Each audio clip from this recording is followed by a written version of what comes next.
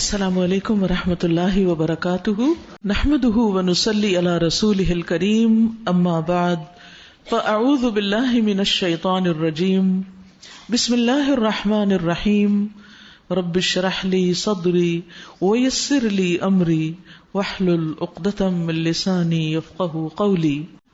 24واں پارہ۔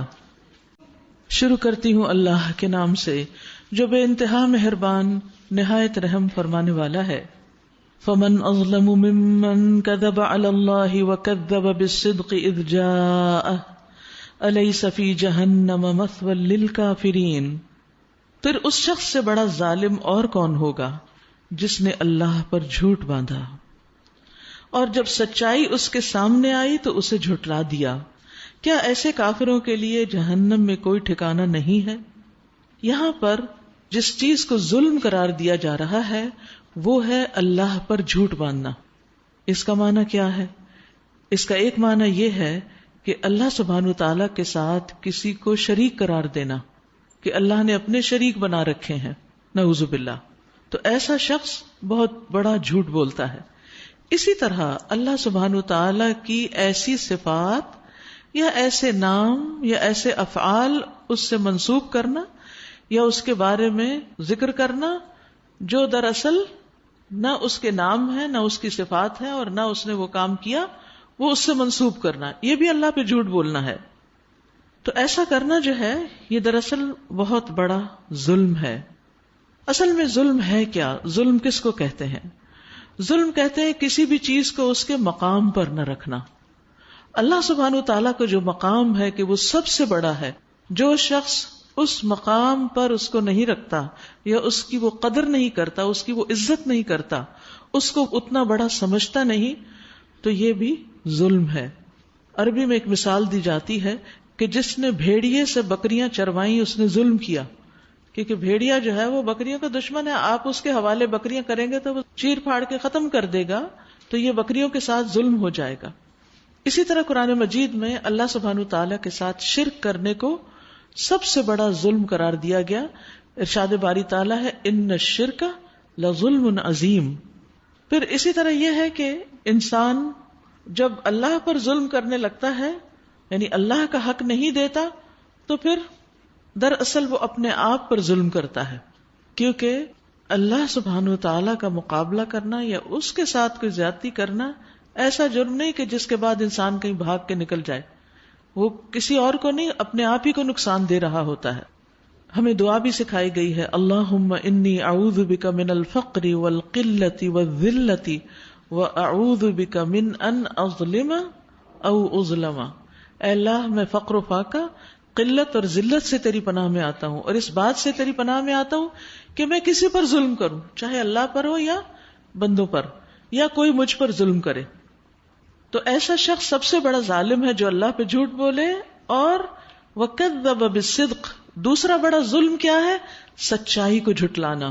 سچی بات سامنے آ جائے، دل گواہی دینے لگے کہ یہ حق ہے، اور انسان اس کا انکار کر دے کہ میں نہ مانوں۔ أَلَيْسَ فِي جَهَنَّمَ مَثْوًى لِّلْكَافِرِينَ، یعنی سچائی کا انکار کرنے والوں کے لیے پھر ٹھکانہ جہنم ہی بہتر ہے۔ وَالَّذِي جَاءَ بِالصِّدْقِ وَصَدَّقَ بِهِ اولئک هم المتقون، اور جو شخص سچائی لے کر آیا اور جنہوں نے اس کو سچ مانا وہی عذاب سے بچنے والے ہیں۔ نبی صلی اللہ علیہ وسلم سچ لے کر آئے تھے، حق لے کر آئے تھے، اور آپ پر ایمان لانے والے، آپ کی باتوں کا اقرار کرنے والے دراصل سچے لوگ ہیں۔ یعنی سب سے بڑی سچائی کو ماننا ہی انسان کے سچا ہونے کی دلیل ہے۔ اور ہم دیکھتے ہیں کہ اس معاملے میں سب سے آگے کون تھے؟ ابو بکر الصدیق رضی اللہ عنہ۔ انہیں اپنے رب کے ہاں وہ سب کچھ ملے گا جس کی وہ خواہش کریں گے، یہ ہے نیکی کرنے والوں کی جزا۔ ذالک جزاء المحسنین۔ تو محسن کون ہوتا ہے؟ جو سچائی کی تلاش میں ہو، سچائی نظر آئے تو اسے قبول کر لے، اس کی تصدیق کرے زبان سے بھی اور اپنے عمل سے بھی، تاکہ جو بدترین اعمال انہوں نے کیے تھے انہیں اللہ ان کے حساب سے ساقط کر دے، اور جو بہترین اعمال وہ کرتے رہے ان کے لحاظ سے ان کو اجر عطا فرمائے۔ الیس اللہ بکاف عبدہ، کیا اللہ اپنے بندے کے لیے کافی نہیں؟ یعنی ہر بندے کو سوچنا چاہیے کہ وہ غیر اللہ کا سہارا کیوں ڈھونڈتا ہے؟ کیا اللہ اس کی مدد کے لیے کافی نہیں؟ اصل میں جب نبی صلی اللہ علیہ وسلم نے لوگوں کو ایک اللہ کی طرف بلایا، جو لوگ بتوں پر ایمان رکھتے تھے اور ان کو بڑی چیز سمجھتے تھے، وہ ڈرانے لگے، یعنی کفار قریش جو تھے انہوں نے آپ صلی اللہ علیہ وسلم کو بتوں سے ڈرایا اور خوف دلایا اور کہنے لگے کہ آپ انہیں برا بھلا کہتے ہیں، ہمیں ڈر ہے کہ یہ بت آپ کو مجنون بنا دیں گے یا آپ کو کوئی بیماری لگا دیں گے۔ تو اس بارے میں پھر یہ آیت نازل ہوئی کہ الیس اللہ بکاف عبدا، بتوں کی مدد اور ان کی کسی بھی چیز کی ضرورت کیا ہے؟ کیا اللہ اپنے بندے کے لیے کافی نہیں؟ اسی سے پھر آپ دیکھیے کہ انسان حسبی اللہ لا الہ الا هو علیہ توکلت وہو رب العرش العظیم پڑھتا ہے۔ یہ لوگ اس کے سوا دوسروں سے تمہیں ڈراتے ہیں، غیر اللہ سے ڈراتے ہیں، حالانکہ اللہ جسے گمراہی میں ڈال دے اسے کوئی راستہ دکھانے والا نہیں، اور جسے وہ ہدایت دے اسے کوئی بھٹکانے والا بھی نہیں۔ کیا اللہ زبردست اور انتقام لینے والا نہیں ہے؟ ان لوگوں سے اگر تم پوچھو کہ زمین اور آسمانوں کو کس نے پیدا کیا تو یہ خود کہیں گے کہ اللہ نے۔ ان سے کہو جب حقیقت یہ ہے تو تمہارا کیا خیال ہے کہ اگر اللہ مجھے کوئی نقصان پہنچانا چاہے تو کیا تمہاری یہ دیویاں جنہیں تم اللہ کو چھوڑ کر پکارتے ہو مجھے اس کے پہنچائے ہوئے نقصان سے بچا لیں گی؟ یا اللہ مجھ پر مہربانی کرنا چاہے تو کیا یہ اس کی رحمت کو روک سکیں گی؟ بس ان سے کہہ دیجئے کہ میرے لیے اللہ ہی کافی ہے، بھروسہ کرنے والے اسی پر بھروسہ کرتے ہیں۔ ان سے صاف کہیے کہ اے میری قوم کے لوگو، تم اپنی جگہ کام کیے جاؤ، میں اپنا کام کرتا رہوں گا، ان قریب تمہیں معلوم ہو جائے گا کہ کس پر رسوا کن عذاب آتا ہے اور کسے وہ سزا ملتی ہے جو کبھی ٹلنے والی نہیں۔ اے نبی صلی اللہ علیہ وسلم، ہم نے سب انسانوں کے لیے یہ کتاب برحق تم پر نازل کر دی ہے، اب جو سیدھا راستہ اختیار کرے گا اپنے ہی لیے کرے گا، اور جو بھٹکے گا اس کے بھٹکنے کا وبال اسی پر ہوگا، تم ان کے ذمہ دار نہیں ہو۔ یہاں نبی صلی اللہ علیہ وسلم کو بتایا جا رہا ہے کہ آپ اپنے لوگوں سے کہہ دیجئے کہ تم اپنا کام کرو، میں اپنا کام کرتا ہوں۔ عام طور پر ہوتا یہ ہے کہ انسان وہ کام کرنے لگتا ہے جو بہت سارے لوگ کر رہے ہوتے ہیں، اور ان سے ہٹ کر وہ کام نہیں کرنا چاہتا، خواہ وہ کتنا ہی ضروری ہو، کیونکہ کوئی اور نہیں کر رہا اس کو۔ انسان کی ہمت کم ہونے لگتی، اور خصوصاً سچائی کی بات کرنا اور لوگوں کو نیکی کی طرف بلانا اور پھر اس پہ مخالفتوں کا سامنا، یہ انسان کے لیے بہت حوصلہ توڑ دینے والی چیزیں ہوتی۔ لیکن جس شخص کے دل کے اندر سچائی سما جاتی ہے اور اس کو ایمان کی حلاوت نصیب ہو جاتی ہے، پھر اس کو اس بات کی پرواہ نہیں رہتی کہ کتنے لوگ اس طرف آتے ہیں اور کتنے نہیں آتے، وہ بیر منیمم کے ساتھ بھی اپنا کام کرتا چلا جاتا ہے، اس کا حوصلہ پھر کم نہیں ہوتا۔ تو یہاں ابتدائی دور میں نبی صلی اللہ علیہ وسلم کے ساتھ صرف چند لوگ تھے، اور یہ بھی مکی صورت ہے، تو آپ کو تلقین کی جا رہی ہے کہ ان کی باتوں کی آپ پرواہ نہ کریں، آپ اپنا کام کرتے رہیں کرتے رہیں کرتے رہیں۔ اور آپ دیکھتے ہیں کہ پھر حجۃ الوداع کے موقع پر کتنے لوگ آپ کے ساتھ تھے، 1,00,000 سے زیادہ۔ اور اگر آپ اس وقت ہمت چھوڑ دیتے کہ صرف چند ہی لوگ ساتھ ہیں اور یہ تو کچھ تعداد بڑھ نہیں رہی، اور یہ حقیقت ہے کہ مکہ سے ہجرت تک بہت کم لوگ مسلمان ہوئے تھے، لیکن بعد میں آپ دیکھیں کہ کس تیزی کے ساتھ اسلام پھیل گیا۔ یعنی جنگ بدر میں 313 گئے تھے، لیکن فتح مکہ کے موقع پر آپ دیکھیں کہ کتنی بڑی تعداد تھی، اور غزوہ حنین جو فتح مکہ کے فوراً بعد ہوا اس میں 12,000 لوگ آپ کے ساتھ شامل تھے، اور خواتین پیچھے، یعنی تعداد کتنی زیادہ بڑھ چکی تھی، اور یہ صرف چند سالوں کے اندر نقشہ پلٹ گیا تھا۔ تو ہم میں سے ہر انسان کو جو کسی بات کو حق سمجھتا ہے، درست سمجھتا ہے، اس کے ساتھ استقامت اختیار کرنی چاہیے، چاہے لوگ اس پہ راضی ہوں یا نہ ہوں، کوئی ساتھ دے یا نہ دے، کیونکہ ہمارا معاملہ اللہ کے ساتھ ہے۔ تو جو اللہ کو راضی کرنا چاہتا ہے وہ اپنا کام کیے چلے جاتا ہے۔ اور پھر آپ دیکھیے کہ یہاں پر خاص طور پر نبی صلی اللہ علیہ وسلم کو کہا جا رہا ہے قل حسبی اللہ علیہ یتوکل المتوکلون، یعنی جب مشکلات سامنے آئے تو آپ کیا کہا کیجئے؟ حسبی اللہ۔ اوپر فرمایا الیس اللہ بکاف عبدا، تو یہاں مزید سکھایا گیا کہ آپ کہیے حسبی اللہ علیہ یتوکل المتوکلون، یاد رکھیے کہ حسبی اللہ جو ہے یہ دو مقامات پر کہا جاتا ہے، ایک تو نفع حاصل کرنے کے موقع پر اور دوسرا نقصان دور کرنے کے موقع پر۔ ابراہیم علیہ السلام نے بھی جب انہیں آگ میں پھینکا گیا تھا تو اس وقت انہوں نے یہی کلمہ کہا تھا، حسبنا اللہ ونعم الوکیل۔ اور نبی صلی اللہ علیہ وسلم نے یہ بات اس وقت کہی تھی جب مسلمانوں کو ڈرانے کے لیے لوگ آ گئے کہ دیکھو لوگ تمہارے خلاف بہت جمع ہو گئے ہیں، ان سے ڈرو، تو ان کا ایمان اور بڑھ گیا اور انہوں نے کہا حسبنا اللہ ونعم الوکیل۔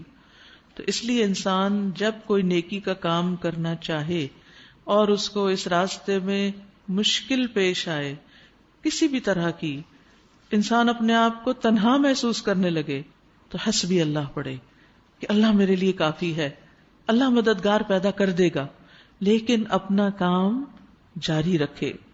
اور پھر من یأتیہ عذاب یخزیہ ویحل علیہ عذاب مقیم، جس بات کی طرف یہاں اشارہ کیا گیا ہے کہ جلد ہی تمہیں پتہ چل جائے گا کہ کس پر رسوا کن عذاب آتا ہے اور کسے وہ سزا ملتی ہے جو کبھی ٹلنے والی نہیں۔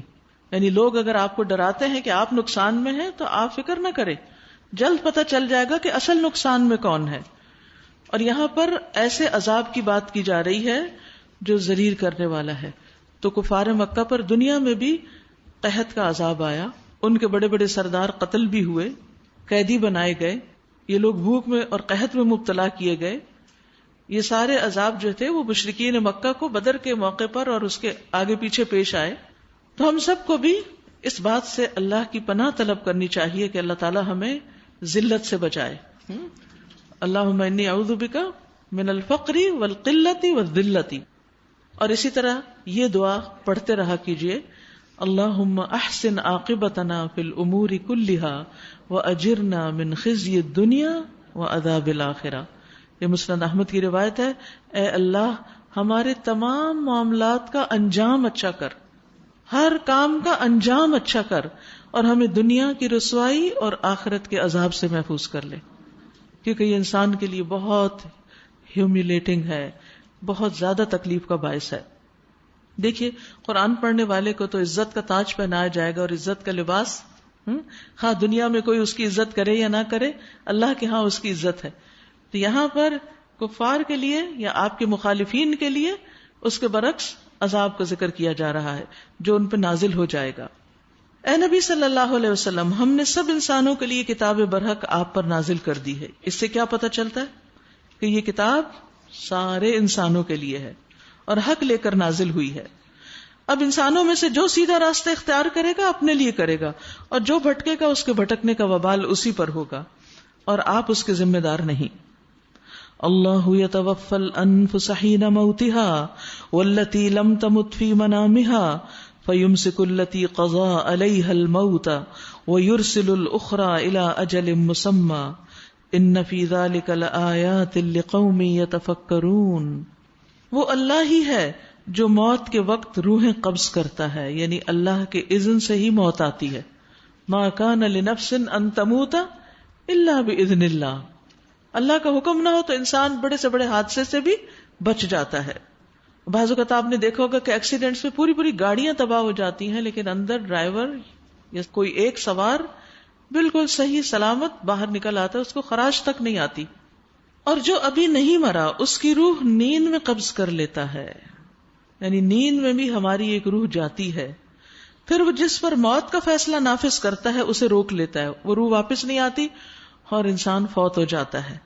اور دوسروں کی روحیں ایک وقت مقرر تک کے لیے واپس بھیج دیتا ہے۔ ہر روز رات کو ہم اس تجربے سے گزرتے ہیں۔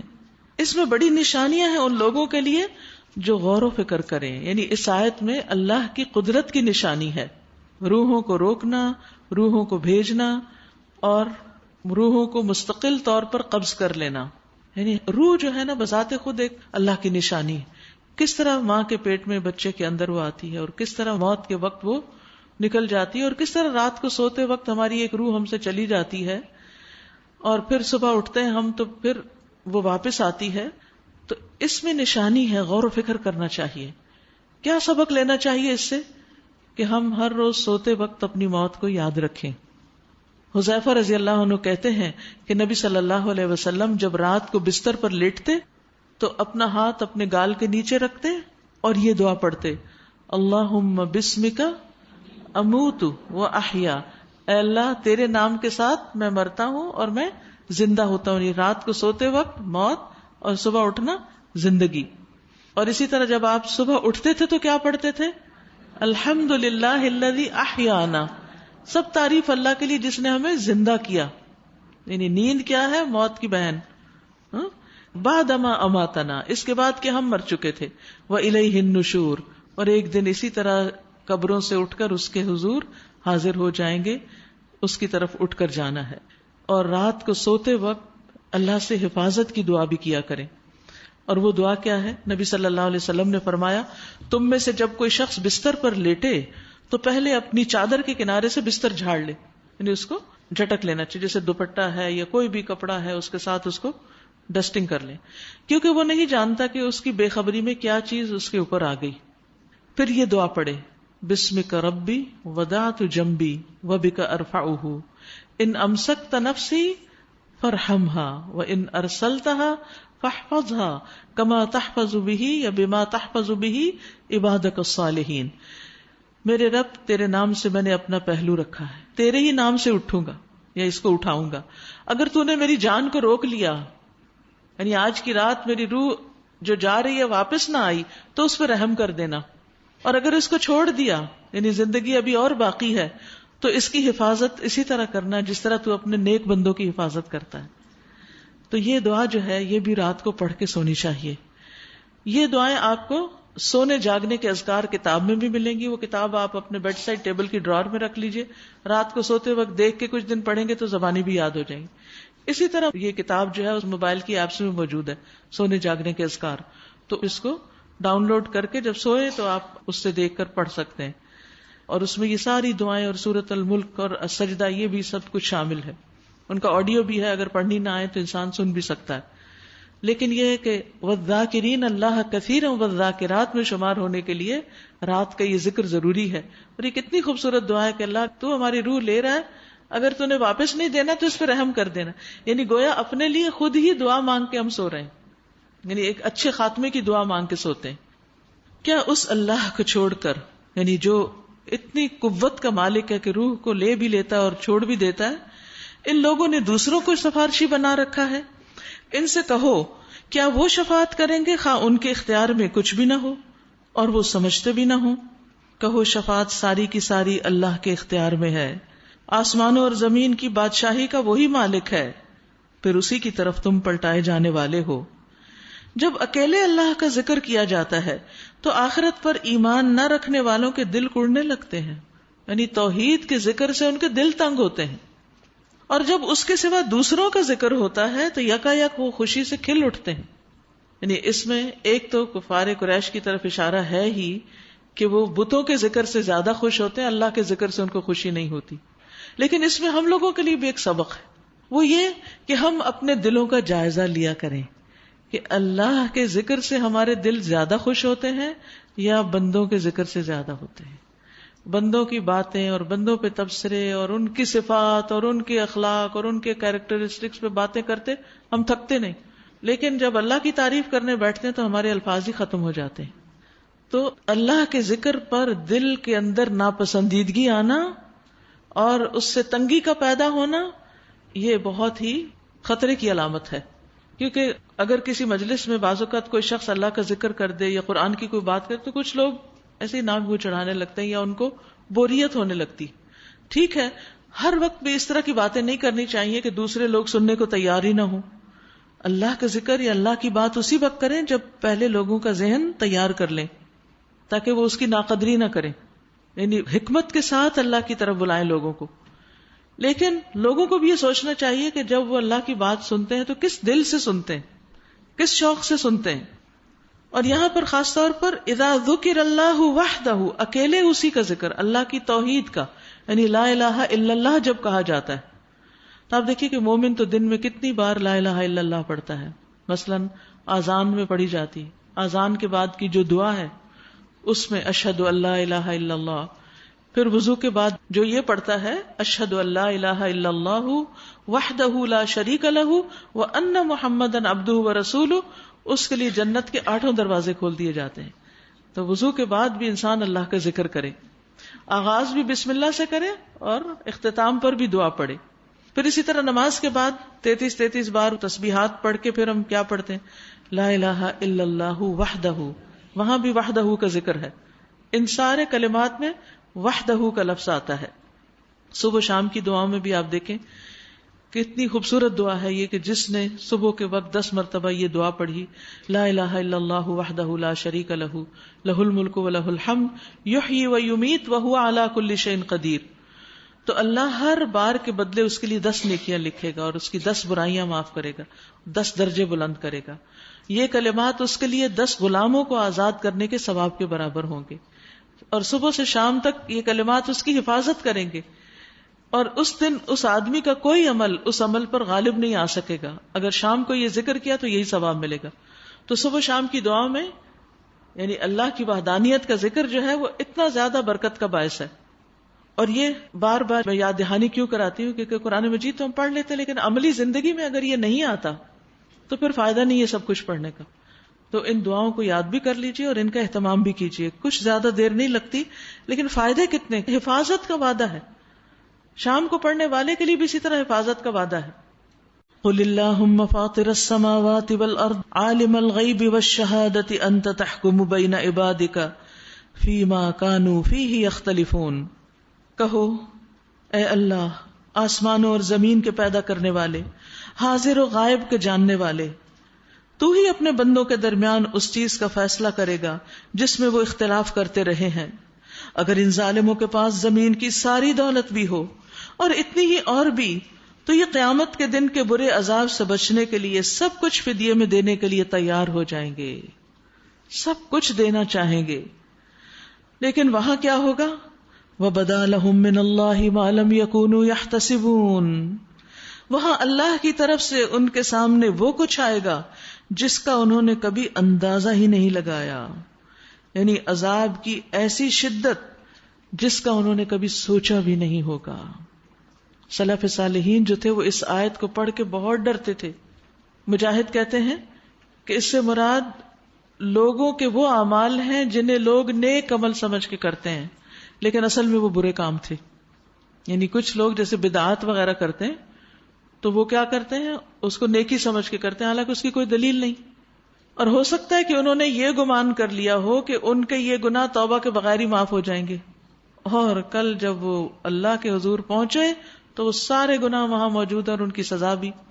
اب انسان کیا سوچ رہا تھا کہ اللہ معاف کرنے والا ہے، اور آگے کیا ہوا کہ عذاب انتظار کر رہا ہے. اس سے زیادہ انسان کے لیے پریشانی کی بات کیا ہو سکتی کہ انسان کسی خوش فہمی میں مبتلا ہو اور آگے نتیجہ کچھ اور ہی ہو. یعنی بدالہم ظاہر ہو جائے گا، ان کے لیے عذاب سامنے آ جائے گا. سفیان ثوری اس آیت کے بارے میں کہتے ہیں کہ ریاکاری کرنے والوں کے لیے تباہی ہے، دکھاوا کرنے والوں کے لیے تباہی ہے. یہ ان کے بارے میں آیت ہے، یہ ان کا قصہ ہے کہ وہ سمجھتے ہیں وہ بڑے اچھے کام کر رہے ہیں لیکن دکھاوے کے کر کے ساتھ ساتھ ضائع کیے چلے جا رہے ہیں. اور کل قیامت کے دن جب وہ پہنچیں گے تو کہیں گے ہم نے تو اتنے نیک کام کیے تھے، ان کا اجر کہاں ہے؟ تو اجر کی بجائے ان کے لیے وہاں سزا سامنے ہوگی. اکرمہ کہتے ہیں کہ محمد بن منکدر اپنی موت کے وقت بہت زیادہ گھبرائے تو ان کو کہا گیا کہ یہ خوف اور گھبراہٹ کس بات پہ ہے، آپ کیوں اتنا ڈرے ہوئے ہیں؟ انہوں نے کہا اللہ کی کتاب میں ایک آیت ہے جس سے میں ڈرتا ہوں، اور وہ یہ ہے وَبَدَا لَهُم مِّنَ اللَّهِ مَا لَمْ يَكُونُوا يَحْتَسِبُونَ. اور میں ڈرتا ہوں کہ میرے سامنے وہ کچھ نہ آ جائے جس کا مجھے گمان ہی نہ ہو. اب دیکھیے کتنے ہی گناہ ایسے ہیں جو کر کے ہم بھول ہی جاتے ہیں، ان پہ توبہ بھی نہیں کرتے. تو کچھ کبیرہ گناہ ایسے ہوتے ہیں جن پہ توبہ لازم ہوتی. آپ بتائیے کہ جتنی بار زندگی میں غیبت کی، ادھر کی بات ادھر، ادھر کی ادھر، اس پہ کبھی توبہ بھی کی کہ اللہ میں نے تو بہت ہی بڑا گناہ کر لیا؟ نہیں، ہم تو اس کو جسٹیفائی بھی کرتے ہیں. یعنی اس پر ہم برا نہیں مانتے کہ ہمیں کوئی گلٹ ہو، بلکہ ہم جواز تلاش کر لیتے. اب آپ دیکھیے ایسی ساری باتیں جو غلط تھیں جن کا ہم جواز تلاش کرتے رہے، یہاں اگر ان پہ معافی بھی نہیں مانگی، توبہ ہی نہیں کی، تو کل قیامت کے دن وہ کسی اور کے حصے میں تو نہیں چلی جائیں گی. جو ہمارے منہ سے نکلا وہ تو ہمارے حصے میں آئے گا، اور وہ سامنے ہوگا تو کریں گے کیا؟ ہم سمجھتے ہیں آیات کفار کے لیے، ان کے سامنے عذاب آئے گا کیونکہ انہوں نے دنیا میں شرک کیا. اتنے بڑے بڑے علماء اس سے ڈر رہے ہیں کہ ہم دنیا میں نیک کام تو کرتے رہے لیکن کوئی پتہ نہیں کہ ان کے اندر کتنا اخلاص تھا، قبولیت کس درجے کی ہوئی. تو یہ نیتوں کا اخلاص جو ہے اور اپنے آپ کو نیک کام پہ جما کے رکھنا تاکہ کیا کرایا ضائع نہ ہو، کیونکہ بعض اوقات احسان جتانے سے صدقات ضائع ہو جاتے ہیں. تو ان ساری باتوں کا بھی پتہ ہونا چاہیے کہ جن سے عمل ضائع ہوتے ہیں، شرک سے ضائع ہوتے ہیں، اسی طرح غیبت سے ضائع ہوتے ہیں، کیونکہ جس کی ہم غیبت کر رہے ہوتے ہیں ہمارے نیک اعمال اس کی طرف ٹرانسفر ہو جاتے ہیں، وہ نیکیاں اس کو دے دی جاتی ہیں. اور اسی طرح بدگمانی اور بہت سی اور گناہ ہیں کہ جو اعمال کو ضائع کرنے کا باعث بن جاتے ہیں. وَبَدَا لَهُمْ سَيِّئَاتُ مَا كَسَبُوا، وہاں اپنی کمائی کے سارے برے نتائج ان پہ کھل جائیں گے. وہ سیئات ان کے سامنے آ جائیں گی، گناہ سامنے آ جائے اور گناہ شکل اختیار کریں گے، اور وہی چیز ان پہ مسلط ہو جائے گی جس کا یہ مذاق اڑاتے رہے. یعنی دنیا میں اس کو معمولی گناہ سمجھتے رہے اور کل قیامت کے دن وہ تو وبال جان بنا ہوا ہوگا. فَإِذَا مَسَّ الْإِنسَانَ ضُرٌّ دَعَانَا، یہی انسان جب ذرا سی مصیبت اسے چھو جاتی ہے تو ہمیں پکارتا ہے، اور جب ہم اسے اپنی طرف سے نعمت دے کر اپھار دیتے ہیں تو کہتا ہے، یعنی ہم نعمت عطا کر دیتے ہیں تو کہتا ہے یہ تو مجھے علم کی بنا پر دیا گیا، میں تو بہت پڑھا لکھا انسان ہوں نا، اس لیے مجھے یہ جاب مل گئی ہے. کتنے ہی پڑھے لکھے ایسے ہیں جو بیکار پھرتے ہیں. جب اللہ کوئی جاب دیتا ہے یا کوئی کام دیتا ہے تو بھی اللہ ہی کی رحمت اور فضل ہوتا ہے، صرف ہمارا علم کچھ نہیں کرتا، وہ تو صرف ایک سبب ہے جو ہم نے اختیار کیا، اصل تو اللہ کا اذن ہوتا ہے. نہیں، بلکہ یہ آزمائش ہے، مگر ان میں سے اکثر لوگ جانتے نہیں ہیں. یعنی لوگوں کو اس بات کا شعور ہی نہیں، ریئلائزیشن ہی نہیں.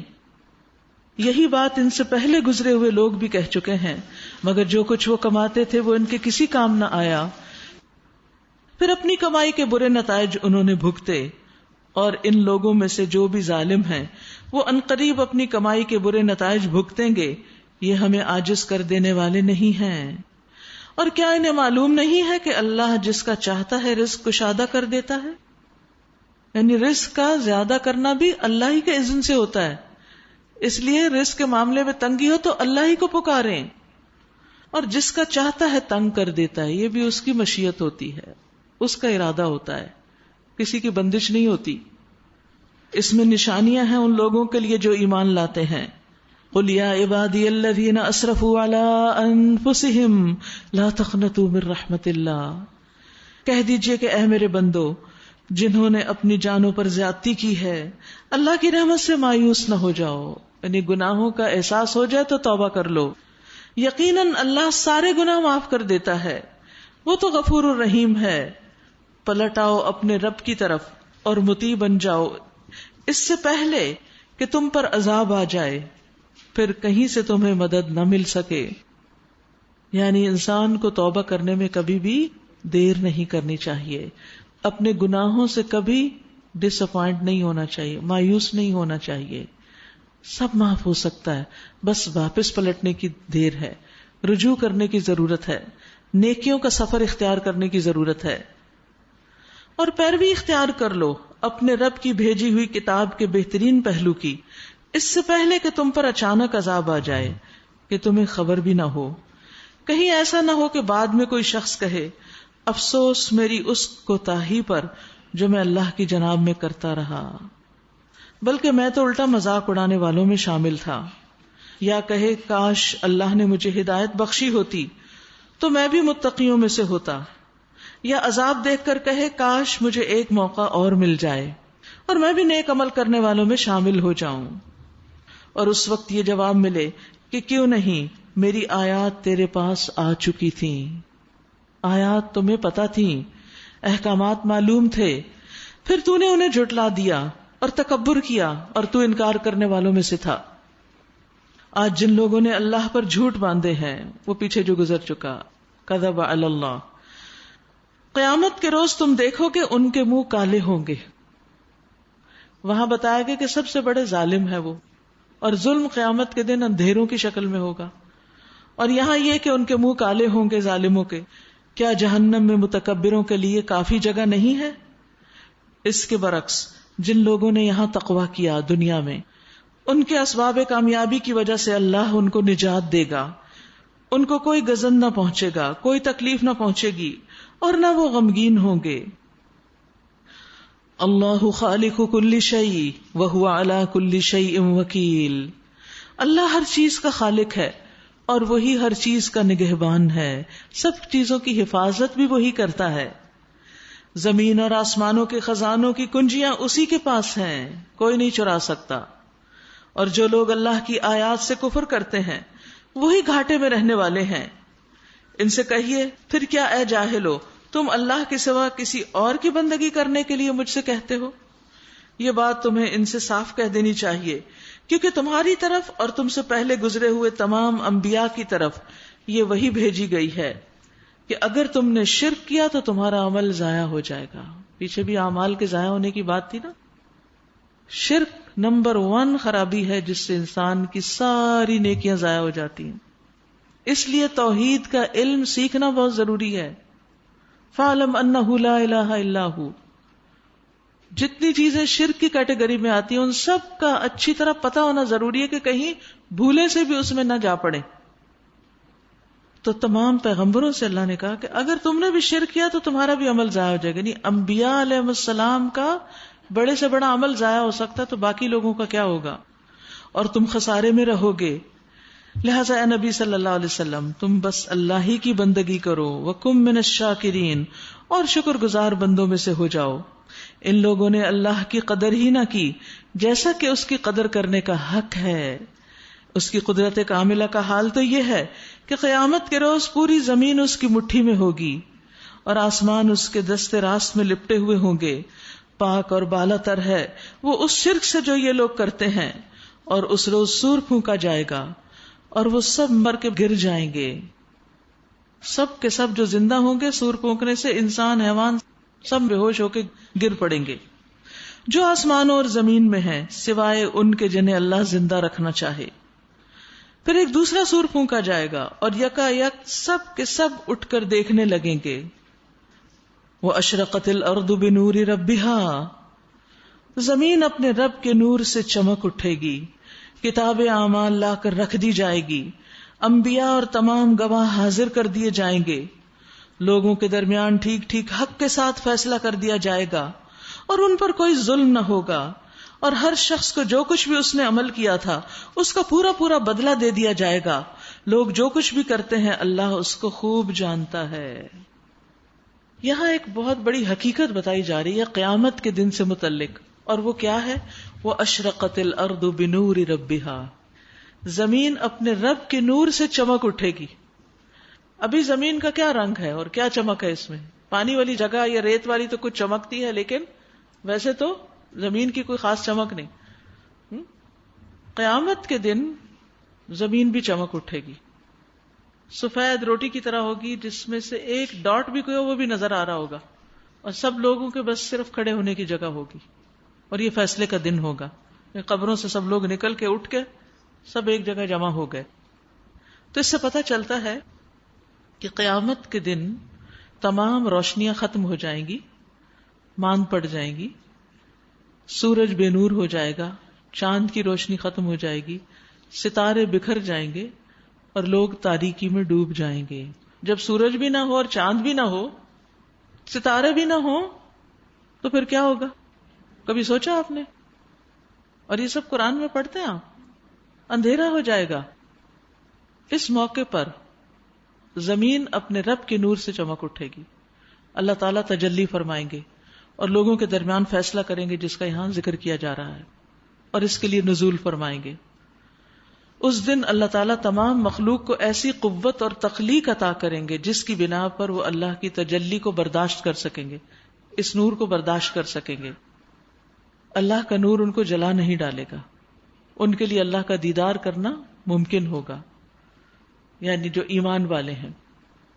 ورنہ اللہ کا نور اس قدر عظیم ہے کہ اللہ تعالیٰ اگر اپنے چہرے سے پردہ ہٹا دے تو جہاں تک اس کی نگاہ پہنچے گی اس کے چہرے کا نور تمام مخلوق کو جلا کر راکھ کر ڈالے گا۔ یہ پتہ چلتا ہے ہمیں حدیث سے۔ اور جہاں تک سورج اور چاند ستاروں کا بے نور ہونا ہے، قرآن مجید میں آتا ہے اذا الشمس کورت، سورج لپیٹ دیا جائے گا، وخسف القمر وجمع الشمس والقمر، چاند گہنا جائے گا، سورج چاند ملا دیے جائیں گے.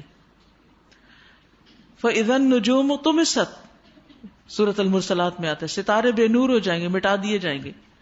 وَإِذَا الْكَوَاكِبُ انتثرت، ستارے بکھر جائیں گے، گر پڑیں گے. زمین کے بارے میں آتا ہے حدیث میں، نبی صلی اللہ علیہ وسلم نے فرمایا قیامت کے دن لوگوں کا حشر سفید اور سرخی آمیز زمین پر ہوگا، جیسے میدے کی روٹی صاف اور سفید ہوتی ہے. اس زمین پر کسی چیز کا کوئی نشان نہیں ہوگا. قرآن مجید میں آتا ہے سارے اونچ نیچ، ٹیلے، درخت، عمارتیں، ہر چیز ہٹا دی جائے گی.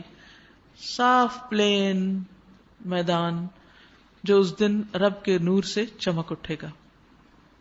یاد رکھیے قیامت کے دن کی کچھ مختلف سٹیجز ہیں. یہ وہ دن ہے جس میں ہم سب کو جس سے واسطہ پڑنا ہے، اس لیے ضروری ہے کہ ہم اس کی تفصیلات بھی جانیں. یعنی آخرت کی مکمل تفصیلات ہمیں معلوم ہونی چاہیے. قرآن مجید میں جگہ جگہ تو پڑھتے ہیں مگر ہم ان کو کنیکٹ نہیں کر پاتے. پھر اس کے ساتھ جب احادیث کا مطالعہ کرتے ہیں تو ایک پوری پکچر بن جاتی ہے. مثلا یہ یاد رکھیے کہ جب اللہ تعالیٰ فیصلہ کرنے کے لیے آئیں گے اس وقت زمین اللہ کے نور سے چمک اٹھے گی.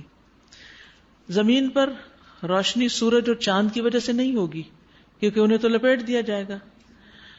اور پھر یہ اس مرحلے کے بعد ہوگی جب سورج مخلوق کے بہت قریب ہوگا. وہ آتا ہے نا کہ سورج سوا نیزے پہ ہوگا اور مخلوق پسینے میں ڈوبی ہوئی ہوگی. یہ اس سے پہلے کی بات ہے. یعنی جب حشر کے میدان میں لوگ اکٹھے ہوں گے اور فیصلے کا انتظار کر رہے ہوں گے اور پریشان حال ہوں گے، اور پھر لوگ حضرت آدم کے پاس جائیں گے، پھر حضرت نوح کے پاس اور ابراہیم علیہ السلام، اور آخر میں محمد صلی اللہ علیہ وسلم کے پاس آئیں گے کہ آپ سفارش کیجئے کہ حساب قائم کیا جائے. تو جب حساب قائم کیا جائے گا تو وہ کس طرح ہوگا؟ نبی صلی اللہ علیہ وسلم اللہ کے حضور سجدے میں گر پڑیں گے. پھر اللہ تعالیٰ حمد و ثنا کے کچھ الفاظ ایسے ان کے دل میں ڈالیں گے جس سے پہلے کبھی بھی آپ کو معلوم نہیں تھے. پھر آپ خوب اللہ کی حمد و ثنا کریں گے. پھر اللہ تعالیٰ فرمائیں گے کہ سر اٹھاؤ، مانگو، جو مانگتے ہو دیا جائے گا. تو پھر آپ سفارش کریں گے، یہ شفاعت کبریٰ ہے. آپ سفارش کریں گے کہ حساب کتاب قائم کیا جائے. اب پھر اللہ سبحانہ وتعالی نزول فرمائیں گے اور اس موقع پر سورج، چاند، ستارے، ہر چیز کی روشنی ختم ہو جائے گی اور صرف ایک ہی روشنی باقی ہوگی اور رب کے نور کی. اور اس کے بعد حساب کتاب شروع ہوگا اور اللہ سبحانہ وتعالی نصف دن میں سب کا حساب لے لے گا. سریع الحساب ہے اللہ، اس کو حساب لیتے کچھ دیر نہیں لگتی. کچھ لوگ بلا حساب ہی جنت میں چلے جائیں گے، اللہ ہمیں ان میں شامل کر. کچھ لوگ ایسے ہوں گے کہ جن سے معمولی حساب لیا جائے گا، اللہ تعالیٰ ان کے گناہ دیکھیں گے اور درگزر کریں گے ان سے. اس وقت جب بندہ یہ سمجھے گا اب تو میں مارا ہی گیا، کیونکہ اللہ تعالیٰ گناہ دکھا کے اعتراف بھی کروائیں گے. اور پھر کچھ لوگوں کا حساب بڑا سخت لیا جائے گا اور ان کے لیے ذلت اور رسوائی ہوگی. تو اللہ سبحانہ وتعالی ہمیں اس دن کی مصیبتوں اور آفتوں سے محفوظ رکھے. وہ بڑا سخت دن ہے. اس دن ہر چیز کا نقشہ بدل جائے گا. اور یہ بھی آپ کو معلوم ہے نا کہ سورج اور چاند کو جہنم میں ڈال دیا جائے گا. یہ بھی آپ نے حدیث میں پڑھا ہوگا. جب ان کی روشنی وہاں سے ختم ہوگی تو کیوں ڈالا جائے گا؟ ایک تو اس سے اس کی آگ اور بڑھ کے، اور آپ کو پتہ نہیں کہ سورج کی گرمی کتنی شدید ہے، کتنی اس کی آگ تیز ہے. دوسرے جو لوگ ان کو پوجتے ہیں، ان کی عبادت کرتے ہیں، ان کی عبرت کے لیے کہ دیکھو ان کو تم الہ کہتے تھے، یہ تمہارے ساتھ یہاں موجود ہے.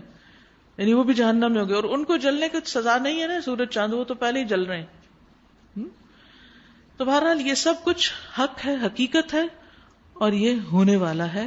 اس دن کی تیاری کرنی چاہیے. یہ اصل فکر کی بات ہے. جو دنیا میں ہے نا اچھا برا سب گزر جائے گا. وَسِيقَ الَّذِينَ كَفَرُوا إِلَىٰ جَهَنَّمَ زُمَرًا. وہ اب حساب کتاب ہو رہا ہے. اب جہنم کی طرف کفار کو گھسیٹا جا رہا ہے، ہانکا جا رہا ہے، گروہ در گروہ. کیونکہ گروہ در گروہ کیوں ہوں گے؟ ایک جیسے کام کرنے والے ایک جگہ اکٹھے ہوں گے اور وہ ایک جیسے انجام کو پہنچیں گے. یہ بھی یاد رکھیے.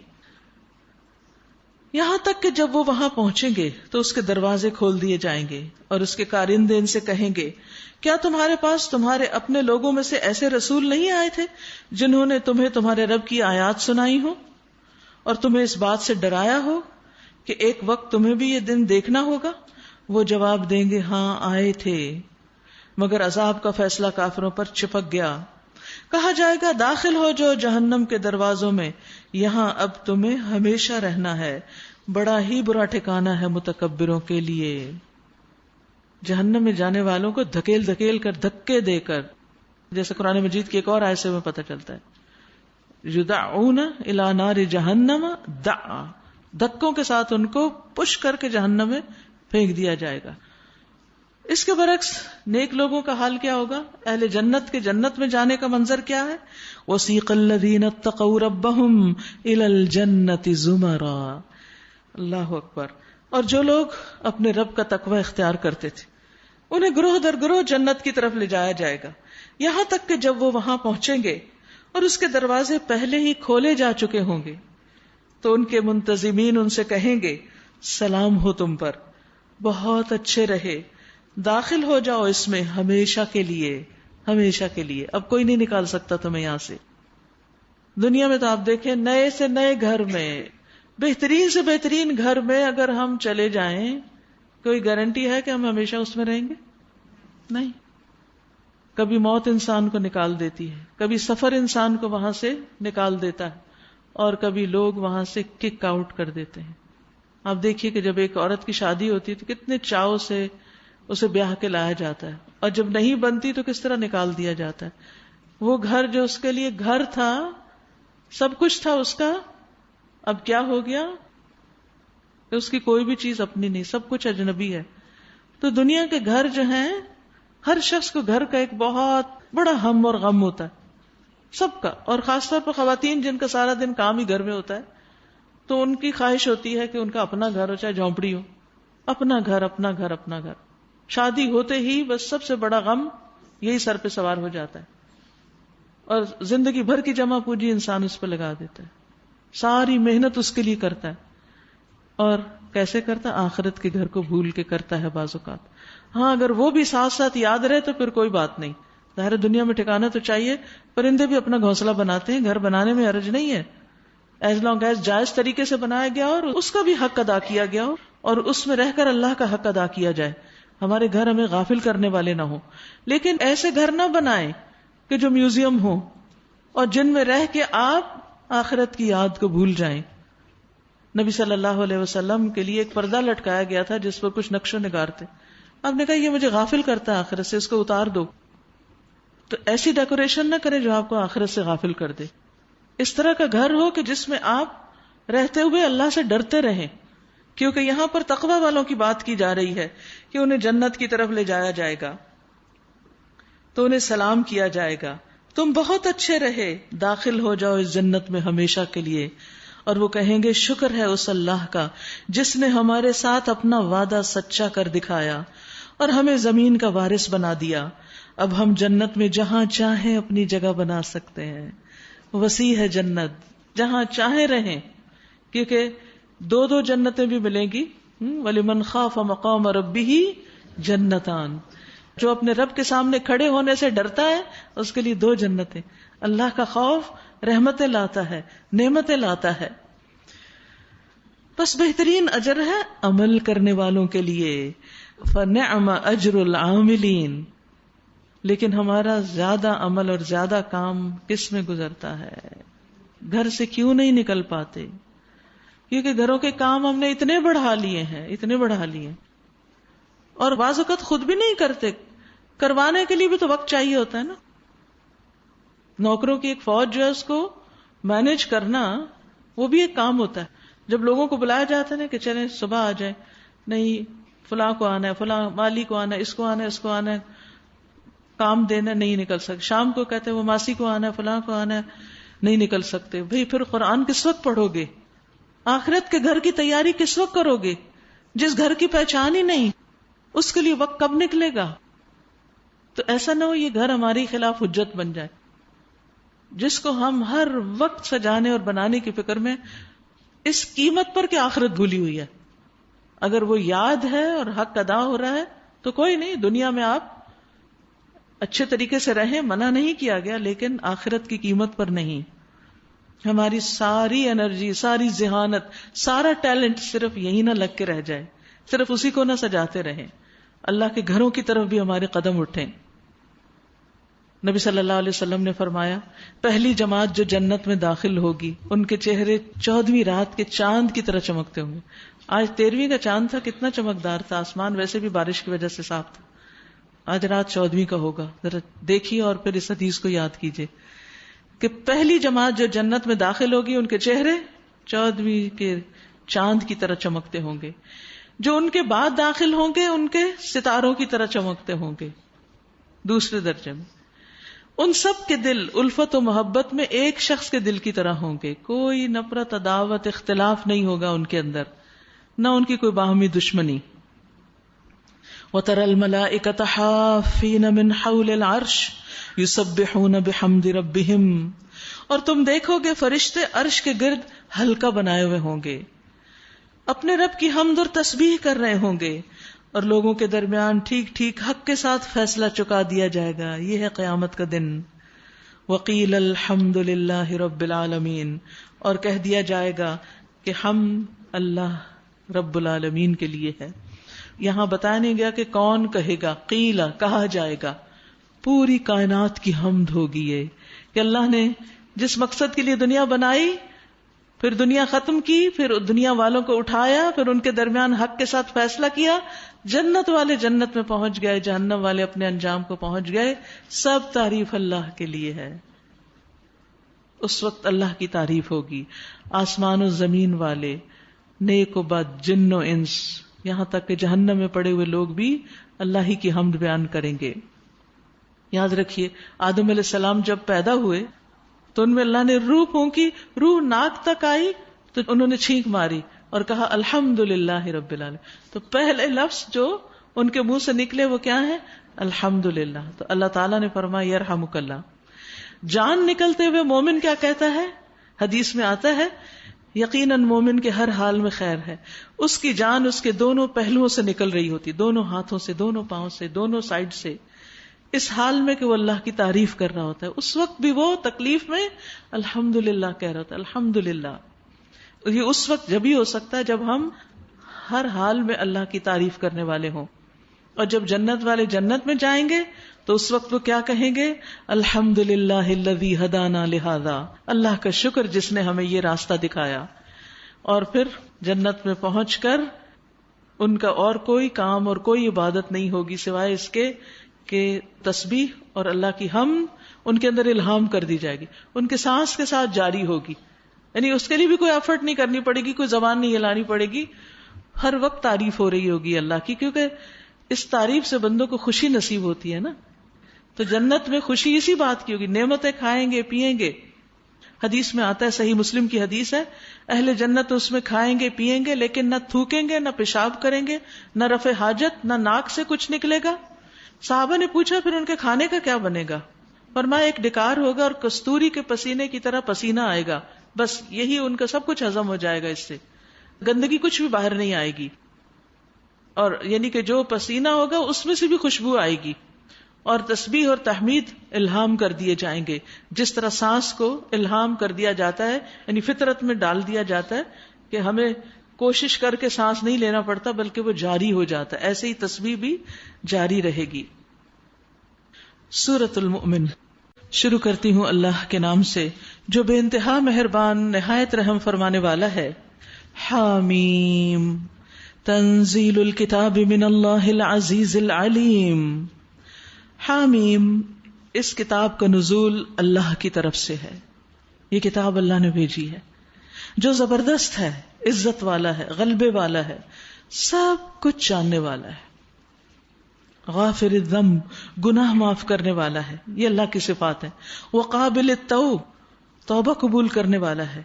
شدید العقاب, سخت سزا دینے والا ہے. ذی الطول, بڑا صاحب فضل ہے, یعنی اس کی رحمتیں بھی ہیں اور عذاب اور سزا بھی ہے. کوئی معبود اس کے سوا نہیں, اسی کی طرف سب کو پلٹنا ہے.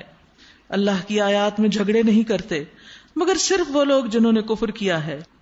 اس کے بعد دنیا کے ملکوں میں ان کا چلنا پھرنا تمہیں کسی دھوکے میں نہ ڈالے, یعنی کفر کے باوجود لوگوں کا ترقی کرنا تمہیں دھوکے میں نہ ڈالے کہ وہ بہت کامیاب لوگ ہیں. ان سے پہلے نوح علیہ السلام کی قوم بھی جھٹلا چکی ہے. اور اس کے بعد بہت سے دوسرے جتھوں نے بھی یہ کام کیا ہے. ہر قوم اپنے رسول پر جھپٹی تاکہ اسے گرفتار کرے. ان سب نے باطل کے ہتھیاروں سے حق کو نیچا دکھانے کی کوشش کی، مگر آخر کار میں نے ان کو پکڑ لیا. پھر دیکھ لو کہ میری سزا کیسی سخت تھی. اسی طرح تیرے رب کا یہ فیصلہ بھی ان سب لوگوں پر چسپاں ہو چکا ہے جو کفر کے مرتکب ہوئے ہیں کہ وہ واصل بجہنم ہونے والے ہیں. الذین یحملون العرش ومن حولہ یسبحون بحمد ربہم ویؤمنون بہ. عرش کے اٹھانے والے فرشتے اور جو عرش کے گرد و پیش حاضر رہتے ہیں، یعنی کچھ فرشتے ہیں جو عرش اٹھائے ہوئے ہیں اور کچھ اس کے آس پاس، سب اپنے رب کی حمد کے ساتھ اس کی تسبیح کرتے ہیں اور وہ اس پر ایمان رکھتے ہیں. یعنی عرش اٹھائے ہوئے ہیں، بڑی فضیلت کی بات ہے، لیکن اس سے زیادہ فضیلت کی بات کیا ہے؟ ان کا صاحب ایمان ہونا. ایمان جو ہے یہ سب سے بڑی چیز ہے انسان کے لیے اور فرشتوں کے لیے بھی. یعنی یہاں ایمان کی فضیلت اور ایمان کے شرف کو ظاہر کرنے کے لیے یہ ذکر کیا گیا کہ فرشتے جو عرش اٹھائے ہوئے ہیں وہ بھی ایمان رکھتے ہیں. اور کیا کرتے ہیں؟ وَيَسْتَغْفِرُونَ لِلَّذِينَ آمَنُوا. وہ ایمان لانے والوں کے حق میں دعائیں مغفرت کرتے ہیں. یہ بھی ایمان کی وجہ سے سعادت ملتی ہے، فرشتوں کی دعائیں ملتی ہیں. وہ کہتے ہیں اے ہمارے رب، تو اپنی رحمت اور اپنے علم کے ساتھ ہر چیز پہ چھایا ہوا ہے. یعنی تیری رحمت اور علم ہر چیز کا احاطہ کیے ہوئے ہے. فَاغْفِرْ لِلَّذِينَ تَابُوا. آپ بخش دیجیے ان لوگوں کو جو توبہ کرتے ہیں. وَاتَّبَعُوا سَبِيلَكَ. اور انہوں نے آپ کے راستے کی پیروی کی. وَقِهِمْ عَذَابَ الْجَحِيمِ. انہیں جہنم کے عذاب سے بچا لیجئے. ایمان والے فرشتے ایمان والوں سے محبت کرتے ہیں اور ایمان والے ایمان والوں کے لیے دعائیں کرتے ہیں. ان کا اور ہمارا کیا تعلق آپس میں؟ وہ کہاں ہم کہاں، لیکن جو چیز ہمیں جوڑتی ہے ایک دوسرے سے وہ ایمان کا رشتہ ہے. اسی بنا پر وہ کیئر کرتے ہیں ایمان والوں کی. اور کیا کہتے ہیں؟ کہتے ہیں اے ہمارے رب، اور داخل کر ان کو ہمیشہ رہنے والی ان جنتوں میں جن کا تو نے ان سے وعدہ کیا ہے، اور ان کے والدین اور بیویوں اور اولاد میں سے جو بھی نیک ہوں، شرط نیک ہونے کی، ان کو بھی ساتھ ملا دے. تو بلا شبہ عزت والا حکمت والا ہے. اور کیا کہتے ہیں؟ وَقِهِمُ السَّيِّئَاتِ. اور انہیں برائیوں سے بچا لے. ایمان والوں کو برے کاموں سے بچا دے. جس کو تو نے قیامت کے دن برائیوں سے بچا دیا اس پر تو نے بڑا رحم کیا، یہی بڑی کامیابی ہے.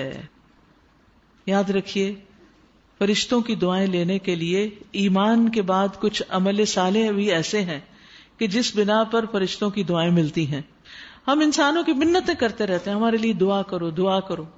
کچھ کام کیجئے جس کی بنا پر فرشتوں کی دعائیں ملے، اور اس میں سب سے پہلا کام اپنے ایمان کو مضبوط کیجئے. ہم نے استقبال رمضان پروگرام میں یہ کہا تھا کہ یہ مہینہ تجدید ایمان کا ہے، رمضان برائے تجدید ایمان. تو جتنا جتنا ایمان زیادہ ہوگا اتنی اتنی برکتیں رحمتیں زیادہ ہوں گی. اس کے علاوہ نماز کے بعد جو شخص جائے نماز پہ بیٹھ کر اللہ کا ذکر کرتا ہے، جتنی دیر بیٹھتا ہے اتنی دیر فرشتے اس پہ صلاۃ پڑھتے ہیں اور کہتے ہیں کہ اللہم اغفر لہ اللہم ارحمہ، اللہ اس کو بخش دے، اس کو رحم کر. لیکن ہم میں سے اکثر لوگ بس سلام پھیرتے ہی، اور کئی تو آدھا سلام کھڑے ہو کے پھیرتے ہیں، فوراً اٹھ جاتے ہیں. بھئی کس بات کی جلدی؟ ٹھہر جاؤ، تھوڑی سی اپنی بھی دعا خود بھی کرو، فرشتے بھی تمہارے لیے دعا کریں. تھوڑا سا رک جاؤ، گھر ہی جانا ہے نا. 1 منٹ لیٹ چلے گئے، 2 منٹ لیٹ چلے گئے تو کیا ہو جائے گا؟ کوئی بھی کام، جس کام کی وجہ سے آپ جلدی بچاتے ہیں اور جائے نماز سے اٹھ کے بھاگنے کی کرتے ہیں، اپنے آپ کو روک کے کہا کریں 1 منٹ اس کام میں لیٹ ہو گئے تو کیا ہو جائے گا، 2 منٹ لیٹ ہو گئے تو کیا ہو جائے گا. کیا ہم اور کسی کام میں لیٹ نہیں ہوتے؟ شیطان عین اس وقت کچھ نہ کچھ ایسی گڑبڑ کرا دیتا ہے کہ ہم کہتے ہیں اچھا چلو اٹھ کے جلدی چلتے چلتے سبحان اللہ کر لیتے ہیں. وہ بھی ٹھیک ہے، کر لی، شکر ہے آپ نے تسبیح کر لی، لیکن بیٹھ کے کرنا زیادہ افضل ہے. پھر باوضو سونا. جب کوئی بندہ رات کو باوضو سوتا ہے تو فرشتہ اس کے ساتھ رات گزارتا ہے، اور جب بھی وہ رات کی کسی گھڑی میں نیند سے بیدار ہوتا ہے، آنکھ کھلتی ہے تو فرشتہ کہتا ہے اللہ اس بندے کو معاف کر دے اس لیے کہ یہ باوضو سویا ہے. پھر عیادت کرنا، جب کوئی مسلمان بھائی کسی مسلمان کی عادت کرنے کے لیے نکلتا ہے تو جنت کے باغات میں چلتا ہے، یہاں تک کہ جب بیٹھ جاتا ہے تو اللہ کی رحمت اسے ڈھانپ لیتی ہے.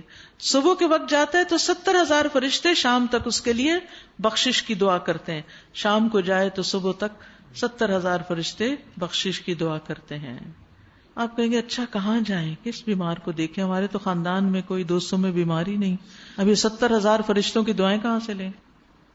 کہاں جا سکتے ہیں؟ ہاسپٹلز میں. یس الحمدللہ ہماری جو ویلفیئر ٹیم ہے وہ بھی آرگنائز کرتی ہے ہاسپٹل کے وزٹس. تو جو لوگ اس کام میں انٹرسٹڈ ہوں کہ وہ ونس اے ویک یا ونس اے منتھ ہسپتال میں جا کے مریضوں کا حال چال پوچھیں، ان کو کچھ سکھا دیں، کوئی بات ان سے کریں، ان کو کہ کلمہ ہی پڑھوا دیں، کوئی ذکر کروا دیں، کچھ سنوا دیں اچھا سا، تو اس دعا کے مستحق ہو جائیں گے. صبح کے وقت گئے 70,000 فرشتے، شام کو گئے 70,000 فرشتے. کیا واقعی ہمارے پاس وقت نہیں؟ نکل سکتا ہے نا وقت. ہم کتنے حریص ہیں کہ کوئی دعا کرے ہمارے لیے. اور فرشتے جنہوں نے کبھی کوئی گناہ نہیں کیا ان کی دعائیں ملیں گی انشاءاللہ. تو جو لوگ بھی اس میں انٹرسٹڈ ہوں اپنے نام لکھوا سکتے ہیں یا بتا سکتے ہیں انشاءاللہ. اسی طرح لوگوں کو خیر سکھانے والے، رسول اللہ صلی اللہ علیہ وسلم نے فرمایا یقیناً اللہ اور اس کے فرشتے اور تمام اہل زمین و آسمان، یہاں تک کہ چیونٹی اپنے سوراخ میں، مچھلیاں پانی میں، اس شخص کے لیے دعائیں خیر کرتی ہیں جو لوگوں کو بھلائی کی باتیں سکھاتا ہے. اچھی بات سکھانا. اب اسے کہے کہ مجھے تو لیکچر دینا نہیں آتا، میں کیا سکھاؤں؟ اس کا یہ مطلب نہیں کہ صرف لیکچر دینا اچھی بات سکھانا ہے یا کسی کرسی میز پر بیٹھ کر ہی اچھی بات سکھانا ہے. کسی بھی موقع پر کہیں بھی آپ کسی کو کوئی اچھی بات سکھا سکتے. سب سے بڑی انویسٹمنٹ اپنے بچوں اور بچوں کے بچوں میں کریں. ان کو لے کے بیٹھ جائیں، ان کو گلے سے لگائیں، ان کے ساتھ پیار کریں، ان کے ساتھ تھوڑا ٹائم سپینڈ کریں. خوشی بھی ہوگی اور اس کے ساتھ ساتھ ان کو اچھی باتیں سکھائیں. یہ آپ کا بہترین صدقہ جاریہ ہے، کیونکہ وہ چھوٹے چھوٹے ہیں. اب سے سیکھ کے ساری زندگی جو کریں گے سب ثواب آپ کو ملے گا اور دعائیں الگ آپ کو ملیں گی. بس نیت کر لیں کہ یہ میں نے کرنا ہے، یہ سکھانا ہے. اسی طرح سحری کرنے والوں کے لیے رحمت کی دعائیں کرتے ہیں فرشتے. اور جب کوئی مسلمان کسی مسلمان بھائی کے لیے دعا کرتا ہے تو اس کے لیے بھی فرشتہ آمین کہتا ہے. اور پھر یہ جنت میں جانے کی دعائیں کرتے ہیں، اور یہ دعائیں کرتے ہیں کہ سارا خاندان اکٹھا جنت میں جائے. یہ بھی فرشتے دعائیں کرتے ہیں. اللہ تعالی ہمارے حق میں ان کی دعائیں قبول فرمائے. وَذَلِكَ هُوَ الْفَوْزُ الْعَظِيمُ، یہ ہے سب سے بڑی کامیابی، یہ ہے ہائیسٹ لیول آف سکسیس جس کو کوئی حاصل کر سکے. جن لوگوں نے کفر کیا قیامت کے روز ان کو پکار کر کہا جائے گا آج تمہیں جتنا شدید غصہ اپنے اوپر آ رہا ہے اللہ تم پر اس سے زیادہ غضبناک اس وقت ہوتا تھا جب تمہیں ایمان کی طرف بلایا جاتا تھا اور تم کفر کرتے تھے. آج تمہیں خود پہ غصہ آ رہا نا، اللہ کو تم پہ اس سے زیادہ غصہ تھا. وہ کہیں گے اے ہمارے رب، تو نے واقعی ہمیں 2 دفعہ موت اور 2 دفعہ زندگی دی، اب ہم اپنے قصوروں کا اعتراف کرتے ہیں، کیا اب یہاں سے نکلنے کا کوئی راستہ ہے؟ جواب ملے گا یہ حالت جس میں تم مبتلا ہو اس وجہ سے ہے کہ جب اکیلے اللہ کی طرف بلایا جاتا تھا، توحید کی دعوت دی جاتی تھی تو تم ماننے سے انکار کر دیتے تھے، اور جب اس کے ساتھ دوسروں کو ملا دیا جاتا تو تم مان لیتے تھے. اب فیصلہ اللہ بزرگ و برتر کے ہاتھ میں ہے. العلی الکبیر، یہ بھی اللہ کے نام ہے. وہی ہے جو تم کو اپنی نشانیاں دکھاتا ہے، وہی ہے جو تم کو اپنی نشانیاں دکھاتا ہے، اور آسمان سے تمہارے لیے رزق نازل کرتا ہے. مگر ان نشانیوں کے مشاہدے سے سبق صرف وہ لیتا ہے جو اللہ کی طرف رجوع کرنے والا ہو. وما يتذکر الا من ينیب فادعوا اللہ مخلصین لہ الدین ولو کرہ الکافرون. اللہ ہی کو پکارو اپنے دین کو اس کے لیے خالص کر کے، صاف نیت کے ساتھ، خواہ تمہارا یہ فعل کافروں کو کتنا ہی ناگوار ہو. رفیع الدرجات ذو العرش، وہ بلند درجوں والا عرش کا مالک ہے. عرش کا مالک، یہ عرش کیا چیز ہے؟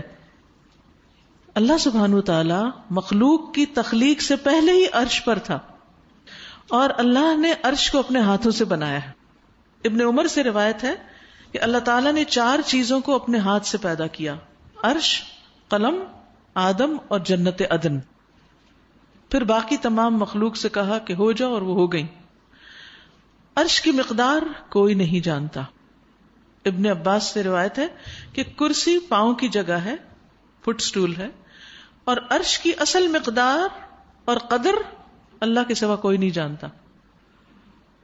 کچھ روز پہلے کسی نے ایک کلپ مجھے دکھایا جس میں کوئی ٹی وی پہ کوئی ٹاک شو میں ایک بحث ہو رہی تھی سخت قسم کی. کچھ مولانا حضرات آپس میں لڑ جھگڑ رہے تھے کہ ایک مولانا دوسرے سوال کر رہے تھے، یہ بتائیے اللہ بڑا ہے کہ عرش بڑا ہے؟ اتنی تکلیف ہوئی کہ یہ کرنے کی باتیں ہیں اور سارے عوام کے سامنے. آپ لوگوں کا تو فریضہ یہ بنتا ہے کہ آپ لوگوں کو بتائیں کہ عرش ہے کیسا. جو اللہ نے جتنا بتایا بس اس کے مطابق. آپ یہ کیوں پوچھ رہے ہیں کہ اللہ بڑا یا عرش بڑا؟ کیا ہمیں نہیں پتا کہ اللہ اکبر، اللہ اکبر کا معنی نہیں آتا؟ جس کو اس کا معنی آتا ہے اس کے اندر تو یہ سوال ہی نہیں آ سکتا کہ کون بڑا ہے. اللہ ہی سب سے بڑا ہے. مخلوقات میں سے جتنی بھی اس کی کریشن ہے اس میں عرش سب سے بڑا ہے، لیکن اللہ اس سے بڑا ہے. اور پھر عرش پانی پر ہے اور پانی آسمانوں کے اوپر ہے، اور اللہ تعالی اس کے اوپر تمام مخلوقات کا احاطہ کیے ہوئے اور سب کے حال جانتے ہیں. اب کوئی آپ سے اگر پوچھے اللہ تعالیٰ وہاں بیٹھے ہیں کہ کھڑے ہیں کہ کیسے، امام مالک سے یہی سوال کسی نے کیا تھا تو انہوں نے کہا تھا کہ عرش کا ہونا معلوم ہے اور کیفیت مجہول ہے، ہمیں نہیں پتا کہ استوا کیسے ہے. قرآن مجید میں 7 یا زیادہ دفعہ آتا ہے کہ اللہ تعالیٰ عرش پر مستوی ہے، اور اس کے بارے میں سوال کرنا بدعت ہے. جب اللہ کے رسول صلی اللہ علیہ وسلم نے ہمیں نہیں بتایا تو اس کے بعد ہم کہاں سے جانیں گے؟ نہ آپ سے کسی نے سوال کیا اور نہ آپ نے اللہ تعالیٰ سے سوال کیا کہ اللہ تعالیٰ اچھا آپ عرش پر کیسے ہیں آپ وہاں. نبی صلی اللہ علیہ وسلم نے اس طرح کے سوال نہیں کیے اپنے رب سے، اور نہ ہمیں ایسی معلومات دی کیونکہ اس کا ہم سے تعلق نہیں. ہمارے لیے ایمان لانا کافی ہے کہ اللہ سب سے اوپر ہے، سب سے بلند ہے. ابھی پیچھے صفات 2 پڑھی، العلی علو، عالی بلند اوپر، الکبیر بڑا. بس یہی ان صفات پر ایمان لانا یہ ہماری ذمہ داری ہے. باقی کیفیت کتنا بڑا ہے، کتنا چوڑا ہے، کتنا کیا، یہ باتیں کرنا گناہ کے سوال ہے، یہ نہیں کرنے چاہیے کسی سے بھی. یہاں سے ہمیں سب سے پہلی چیز کیا نظر آتی ہے؟ آسمان.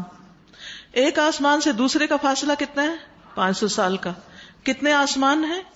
7 آسمان. آسمانوں کے بعد پھر جنت ہے. آسمانوں کے اوپر کیا ہے؟ جنت. جنت کے 100 درجے ہیں. ہر درجے کے بیچ کا فاصلہ کتنا ہے؟ 200 سال کا. اس کے اوپر پانی ہے، اس کے اوپر عرش ہے، اس کے اوپر ہمارا رب ہے.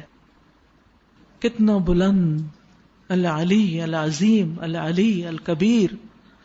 اور وہاں سے وہ ہماری سنتا ہے اور ہمارے حال جانتا ہے. اسی لیے تو کہا گیا انہوں نے اللہ کی قدر ہی نہیں کی، اس کی عظمت کو پہچانا ہی نہیں. عبداللہ ابن عمر کہتے ہیں کہ اللہ نے 7ویں آسمان سے اوپر پانی بنایا اور پانی کے اوپر عرش بنایا اور بیچ میں پھر جنت ہے. قسم ہے اس ذات کی جس کے ہاتھ میں میری جان ہے، سورج اور چاند کو اچھی طرح معلوم ہے کہ قیامت کے دن ان کو جہنم میں جانا ہوگا. حاملین عرش، کچھ فرشتے عرش کو اٹھائے ہوئے ہیں، قرآن مجید میں بھی آتا ہے وَيَحْمِلُ عَرْشَ رَبِّكَ فَوْقَهُمْ يَوْمَئِذٍ ثَمَانِيَةٌ. قیامت کے دن عرش کو 8 فرشتے اٹھائے ہوئے ہوں گے. تو ابو جہل اور لوگوں نے مذاق اڑایا کہ وہ کہنے لگے وہاں کو کوئی پہلوان، تو اس نے کہا اتنوں کو تو میں پکڑ لوں گا اور باقیوں کو تم نبٹ لینا، اور اس قسم کا مذاق انہوں نے کیا. لیکن انہیں نہیں معلوم کہ ایک ایک فرشتہ خود کتنا بڑا ہے. سنن نبی داؤد کی روایت ہے، نبی صلی اللہ علیہ وسلم نے فرمایا مجھے اجازت دی گئی ہے کہ میں اللہ کا عرش اٹھانے والے فرشتوں کے بارے میں کچھ بیان کروں. اور آپ نے صرف ایک چھوٹی سی بات بیان کی کہ اس کے کانوں کی لو سے کندھے تک، یہ بس اتنی جگہ، اس کا درمیانی فاصلہ 700 سال کی مسافت کا ہے. تو باقی ان کا سائز کیا ہوگا؟ اللہ اکبر. اور پھر عرش کا سائز کیا ہوگا؟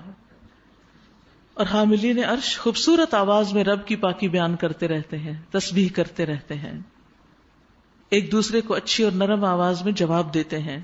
4 کہتے ہیں سبحانک و بحمدک علی حلمک بعد علمک، اور 4 کہتے ہیں سبحانک و بحمدک علی عفوک بعد قدرتک. اور یہ یاد رکھیے کہ لوح محفوظ عرش پر ہے، ٹھیک ہے، اور اس پر کیا لکھا ہے؟ میری رحمت میرے غضب پر حاوی ہے. لہذا ایسے کام کریں جس سے اللہ کی رحمت آئے. وہ بلند درجوں والا مالک عرش. اب جب یہ لفظ آئے نا یا یہ صفت اللہ کی ذو العرش، تو تھوڑا تخیل سے بھی کام لیا کریں. اوپر سے اوپر سے اوپر سے اوپر سے، یعنی کہ انسان کی سوچ جواب دے جاتی. جب اس کی بنائی ہوئی تخلیق، یہ گیلیکسیز اور ستارے اور سیارے یہ اتنے بڑے بڑے ہیں، تو ان کا بنانے والا کتنا بڑا ہوگا. اپنے بندوں میں سے جس پر چاہتا ہے اپنے حکم سے روح نازل کرتا ہے تاکہ وہ ملاقات کے دن سے خبردار کرے. وہ دن جب کہ سب لوگ بے پردہ ہوں گے، اللہ سے ان کی کوئی بات بھی چھپی ہوئی نہ ہوگی. اس روز پکار کر پوچھا جائے گا، آج بادشاہت کس کی ہے؟ سارا عالم پکار اٹھے گا، اللہ واحد قہار کی. کہا جائے گا، آج ہر شخص کو اس کی کمائی کا بدلہ دیا جائے گا جو اس نے کی تھی. آج کسی پر کوئی ظلم نہ ہوگا، اور اللہ حساب لینے میں بہت تیز ہے، بہت جلد حساب لے لے گا. اے نبی صلی اللہ علیہ وسلم، ڈراؤ ان لوگوں کو اس دن سے جو قریب آ لگا ہے، جب کلیجے منہ کو آ رہے ہوں گے. اتنی گھبراہٹ کا دن، اور لوگ چپ چاپ غم کے گھونٹ پیے کھڑے ہوں گے. ظالموں کا نہ کوئی مشفق دوست ہوگا اور نہ کوئی شفیع سفارشی جس کی بات مانی جائے. اللہ نگاہوں کی چوری تک سے واقف ہے. یعلم خائنۃ العیون، وہ عرش کا مالک بندہ ادھر سے ادھر اشارہ کرے آنکھ کا، اس کو بھی دیکھ لیتا ہے. یا جس حرام چیز پر وہ کنکھیوں سے بھی نظر ڈالتا ہے اس کو بھی دیکھ لیتا ہے. کہاں جواز رہ جاتا ہے فحش فلمیں دیکھنے کا، ننگے جسم دیکھنے کا، دوسروں کے سطر دیکھنے کا، حرام منظر دیکھنے کا. جس کے دل میں ذرا بھی اللہ کا خوف ہو کہ وہ تو نگاہ کی چھوٹی سی خیانت بھی دیکھ لیتا ہے، وہ کیسے لوگوں سے چھپ کے اور اللہ دیکھ رہا ہو اس کے سامنے اپنے اسکرین کے اوپر فحش مناظر دیکھے. ایسا شخص جو اللہ سے ڈر تو نہیں دیکھ سکتا، کیونکہ اللہ نے منع کیا اس چیز سے. یعنی کسی کا سطر دیکھنا حرام ہے. تو ایسے میں یہ حرام کام وہی کر سکتا ہے جو اللہ سے نہ ڈرتا ہو. اللہ نگاہوں کی چوری تک سے واقف ہے. بڑی چیز ہو، چھوٹی ہو، باریک ہو، لطیف ہو. اور وہ راز تک جانتا ہے جو سینوں نے چھپا رکھے. دل کی باتیں بھی جانتا ہے. جو کچھ سوچتا ہے انسان، جو اس کی خواہشات ہیں، جو شکوک و شبہات ہیں، سب پتا ہے. اس لیے اللہ سے حیا کرنا سب سے زیادہ ضروری ہے. اور جب انسان اللہ سے حیا کرتا ہے تو اللہ کا تقویٰ آ جاتا ہے پھر دل میں، کیونکہ وہ اللہ سے ڈرتا ہے. دیکھیے مخلوق چھوٹی ہے نا، لیکن ہم اس سے زیادہ ڈرتے ہیں. اللہ بڑا ہے اور اس سے کم ڈرتے ہیں. وما قدر اللہ حق قدرہ، اور اللہ ٹھیک ٹھیک بے لاگ فیصلہ کرے گا. رہے وہ جن کو یہ مشرکین اللہ کو چھوڑ کر پکارتے ہیں، وہ کسی چیز کا بھی فیصلہ کرنے والے نہیں ہیں. بلا شبہ اللہ ہی سب کچھ سننے اور دیکھنے والا ہے. کیا یہ لوگ کبھی زمین میں چلے پھرے نہیں کہ انہیں ان لوگوں کا انجام نظر آتا جو ان سے پہلے گزر چکے ہیں؟ وہ ان سے زیادہ طاقتور تھے اور ان سے زیادہ زبردست آثار زمین میں چھوڑ گئے ہیں، مگر اللہ نے ان کے گناہوں پر انہیں پکڑ لیا. اہل مکہ تم کہاں چھوٹو گے؟ ان کو اللہ سے بچانے والا کوئی نہ تھا. یہ ان کا انجام اس لیے ہوا کہ ان کے پاس ان کے رسول بینات لے کر آئے اور انہوں نے ماننے سے انکار کر دیا. آخر کار اللہ نے ان کو پکڑا. یقیناً وہ بڑی قوت والا اور سزا دینے میں بہت سخت ہے. ہم نے موسیٰ علیہ السلام کو فرعون اور حامان اور قارون کی طرف اپنی نشانیوں اور نمایاں سند ماموریت کے ساتھ بھیجا، مگر انہوں نے کہا ساحر ہے، کذاب ہے، یعنی طرح طرح کے الزام لگائے. پھر جب وہ ہماری طرف سے ان کے سامنے حق لایا تو انہوں نے کہا جو لوگ ایمان لا کر اس کے ساتھ شامل ہوئے ہیں ان سب کے لڑکوں کو قتل کر دو اور لڑکیوں کو جیتا چھوڑ دو. مگر کافروں کی چال اکارت ہی گئی. ایک روز فرعون نے اپنے درباریوں سے کہا چھوڑو مجھے، میں اس موسیٰ کو قتل کیے دیتا ہوں اور پکار دیکھے یہ اپنے رب کو. مجھے اندیشہ ہے کہ یہ تمہارا دین بدل ڈالے گا یا ملک میں فساد برپا کرے گا. موسیٰ علیہ السلام نے کہا میں نے تو ہر اس متکبر کے مقابلے میں جو یوم الحساب پر ایمان نہیں رکھتا اپنے رب اور تمہارے رب کی پناہ لے لی ہے. بہت ہی خوبصورت الفاظ ہیں، ان کو بھی یاد کر لیجئے آج کی دعا کے طور پر. انی عذت بربی وربکم من کل متکبر لا یؤمن بیوم الحساب. جب کبھی کسی کا خطرہ ہو، کوئی دشمن کا یا ایسا موقع کہ جو لوگ اللہ سے نہیں ڈرتے، آپ کو ان کے ظلم کا خوف ہو، تو آپ اللہ کی پناہ لیں ہر متکبر کے شر سے بچنے کے لیے. اس موقع پر آل فرعون میں سے ایک مومن شخص جو اپنا ایمان چھپائے ہوئے تھا بول اٹھا، کیا تم ایک شخص کو صرف اس وجہ سے قتل کرو گے کہ وہ کہتا ہے میرا رب اللہ ہے؟ بس یہ ہے اس کا قصور؟ حالانکہ وہ تمہارے رب کی طرف سے تمہارے پاس بینات لے کر آیا، نشانیاں ہیں کھلی کھلی اس کے پاس. اگر وہ جھوٹا ہے تو اس کا جھوٹ خود اسی پر پلٹ پڑے گا، لیکن اگر وہ سچا ہے تو جن ہولناک نتائج کا وہ تمہیں خوف دلاتا ہے ان میں سے کچھ تو تم پر ضرور ہی آ جائیں گے.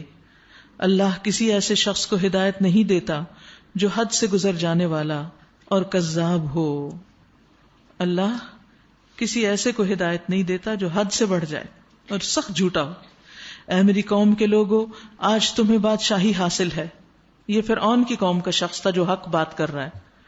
اور زمین میں تم غالب ہو، لیکن اگر اللہ کا عذاب ہم پر آ گیا تو پھر کون ہے جو ہماری مدد کر سکے گا؟ اس کو بات سمجھ آ گئی موسیٰ علیہ السلام کی. فرعون نے کہا میں تو تم لوگوں کو وہی رائے دے رہا ہوں جو مجھے مناسب نظر آتی ہے.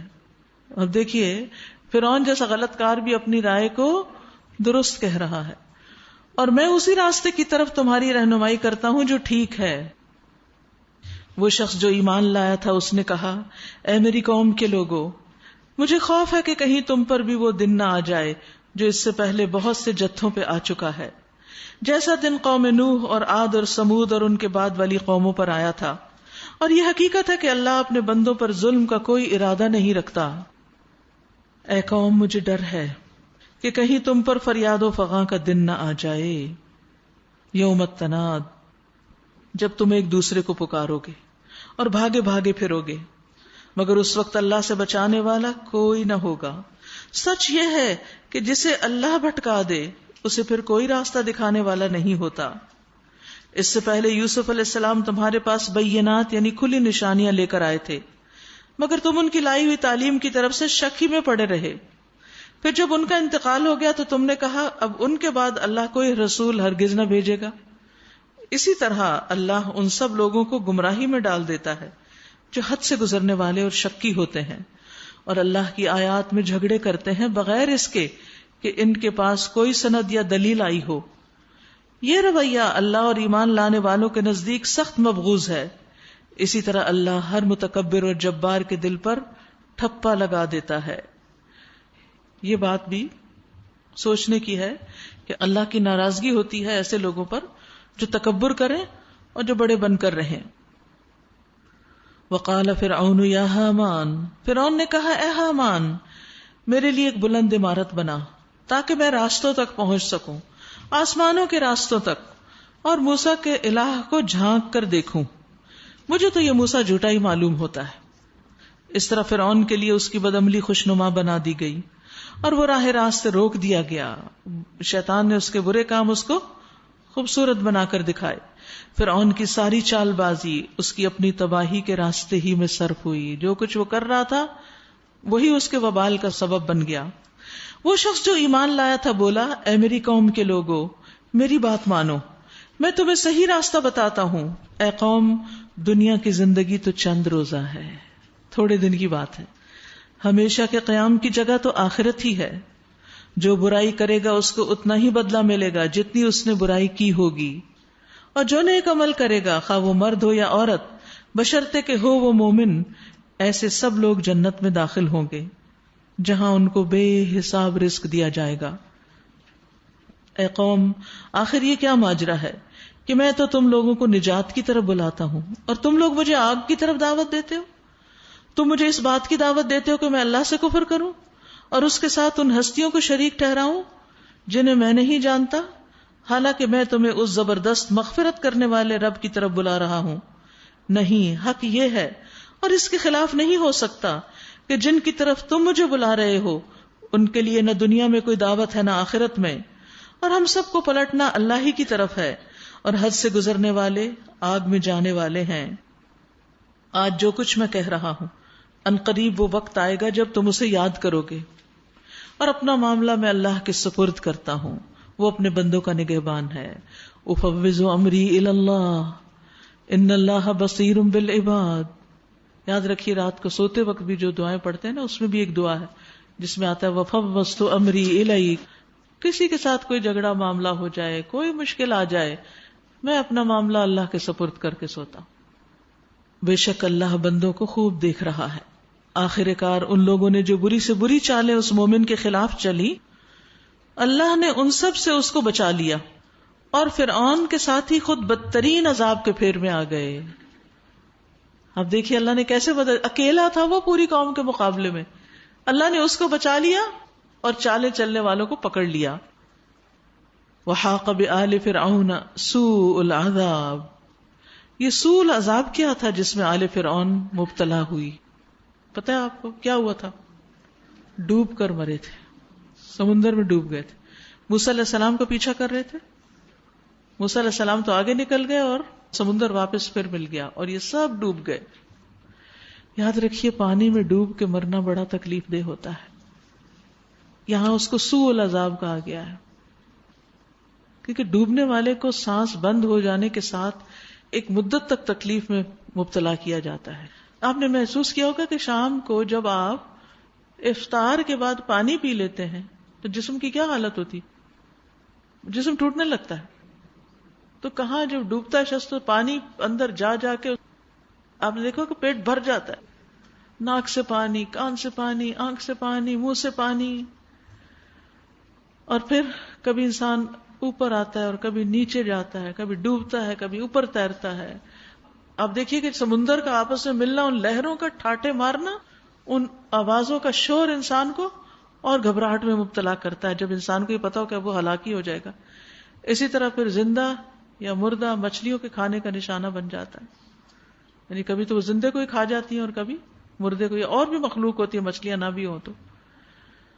تو یہاں پر آپ دیکھیے کہ آل فرعون کو ڈوبنے کی سزا ملی. ڈوب کر مرنے سے پناہ بھی مانگنی چاہیے کہ اللہ ہمیں اس سے محفوظ رکھنا. کبھی نہاتے ہوئے بھی پانی ذرا منہ پہ آ جائے نا، سانس رکنے لگے تو کتنی سخت تکلیف ہوتی ہے. وہ دعا ہے اللہم انی اعوذ بک من التردی والہدم والغرق والحریق واعوذ بک ان یتخبطنی الشیطان عند الموت. اس کتاب میں انشاءاللہ آپ کو قرآنی اور مسنون میں مل جائے گی. آپ سب کو یہ دی گئی تھی اسی لیے کہ اس کو اگر آپ مسلسل اپنے مطالعے میں رکھیں، قرآن مجید کے ساتھ ہی رکھ لیں. قرآن مجید پڑھ کے رکھا، اس کے بعد دعا قبول ہوتی ہے، اس کے اندر نشانی رکھ لیں اور کچھ دعائیں ایک دن مانگ لیں، ایک صفحہ پڑھ لیں، 2 پڑھیں، تہجد کے وقت پڑھیں، عمرے پہ جائیں، کہیں بھی ساری چیزیں جمع ہو جاتی ہیں. جب ہم خود سے دعائیں مانگتے ہیں ہمیں کبھی یاد آیا کہ یا اللہ ڈوب کے مرنے سے بچانا، اللہ یہ کہ کبھی کوئی کسی کا سنے تو اس وقت انسان سوچتا ہے اللہ تعالیٰ ہمیں بھی محفوظ ہے، تھوڑی دیر کے لیے ڈرتے ہیں اور پھر بھول جاتے ہیں. تو یہ دعائیں ہمیں اپنی آخرت بھی یاد کراتی رہتی ہیں. النار، اور پھر کیا ہوا؟ وہ پانی میں گئے تھے لیکن برزخ میں آگ کا عذاب بھی شروع ہو گیا. نبی صلی اللہ علیہ وسلم جب گئے تھے معراج پر تو آپ کو دکھایا گیا کہ آل فرعون کس طرح صبح و شام آگ پر پیش کی جاتی ہے. اسی سے پھر قبر کے عذاب کی بھی تصدیق ہوتی ہے. دوزخ کی آگ ہے جس کے سامنے صبح و شام پیش کیے جاتے ہیں، اور جب قیامت کی گھڑی آئے گی تو حکم ہوگا آل فرعون کو شدید تر عذاب میں داخل کرو، یعنی جہنم کے عذاب میں. قبر کا عذاب ہلکا ہے جہنم کے سامنے. پھر ذرا خیال کرو اس وقت کا جب یہ لوگ دوزخ میں ایک دوسرے سے جھگڑ رہے ہوں گے. دنیا میں جو لوگ کمزور تھے وہ بڑے بننے والوں سے کہیں گے ہم تمہارے تابع تھے، اب کیا یہاں تم نارے جہنم کی تکلیف کے کچھ حصے سے ہم کو بچا لو گے؟ وہ بڑے بننے والے جواب دیں گے ہم سب یہاں ایک حال میں ہیں، سبھی عذاب میں ہیں، اور اللہ بندوں کے درمیان فیصلہ کر چکا ہے. پھر یہ دوزخ میں پڑے ہوئے لوگ جہنم کے اہلکاروں سے کہیں گے اپنے رب سے دعا کرو کہ ہمارے عذاب میں بس ایک دن کی کمی کر دے. جیسے ہوتا نا پورا ویک کام کرتے ہیں تو پھر ویکینڈ پہ کیا کرتے ہیں؟ آرام کرتے ہیں. تو یہ وہاں جہنم میں بھی کہیں گے ایک دن ہمیں اس عذاب سے چھٹی مل جائے. وہ پوچھیں گے کیا تمہارے پاس تمہارے رسول بینات لے کر نہیں آتے رہے؟ وہ کہیں گے ہاں. جہنم کے اہلکار کہیں گے پھر تو تم دعا ہی کرو، اور کافروں کی دعا اکارت ہی جانے والی ہے. ایک روایت میں آتا ہے کہ کئی سال تک تو وہ جہنم کا دروغہ جواب بھی نہیں دے گا ان کو. وہ چیخیں ماریں گے، پکاریں گے، وہ بات بھی نہیں کرے گا ان سے. وہ اللہ تعالیٰ سے بات کرنا چاہیں گے، اللہ تعالیٰ فرمائے قال اخسؤوا فیہا ولا تکلمون، اسی میں پڑے رہو ذلیل ہو کے، مجھ سے مت بات کرو. اب آپ دیکھیے ایک شخص مصیبت میں اور کوئی اس کی فریاد سنے ہی نہ، اس سے مصیبت اور بڑھ جاتی ہے. اتنی بھیانک ہے وہ جگہ. ہر اس چیز سے بچنا چاہیے جو وہاں لے جانے والی ہو. پھر تم دعا ہی کرو، اور کافروں کی دعا اکارت ہی جانے والی، یعنی جہنم میں دعائیں نہیں قبول ہوں گی، دنیا میں ہوں گی، یہاں مانگے خوب خوب. یقین جانو کہ ہم اپنے رسولوں اور ایمان لانے والوں کی مدد اس دنیا کی زندگی میں بھی لازمن کرتے ہیں. اللہ اکبر. اخلاص کی ضرورت ہے. اللہ کی مدد آتی ہے اور اس روز بھی کریں گے جب گواہ کھڑے ہوں گے، جب ظالموں کو ان کی معذرت کچھ بھی فائدہ نہ دے گی، ان پر لعنت پڑے گی اور بدترین ٹھکانہ ان کے حصے میں آئے گا. دنیا میں کیسے مدد ہوتی؟ ابن عباس کہتے ہیں ان کو غلبہ اور طاقت دے کر یا دلیل دے کر، حق بات کی دلیل ان کو اللہ تعالیٰ سجا دیتا ہے، یا پھر کسی بھی طرح ان کو نجات دے کر ظالموں کے ظلم وغیرہ سے. نبی صلی اللہ علیہ وسلم نے فرمایا، صحیح مسلم کی روایت ہے، میری امت میں سے ایک جماعت ہمیشہ حق پر غالب رہے گی، جو انہیں رسوا کرنا چاہے گا وہ انہیں کوئی نقصان نہیں دے سکے گا. کتنی بڑی خوشخبری ہے. ہمیشہ سچائی کی تلاش میں رہیں، سچائی قبول کر لیں اور اس پہ جم جائیں، مخالفوں کی مخالفت کی پرواہ نہ کریں. اللہ کی مدد آئے گی. صبر سے کام لیں یہاں تک کہ اللہ کا حکم آ جائے اور وہ اسی حال پر ہوں.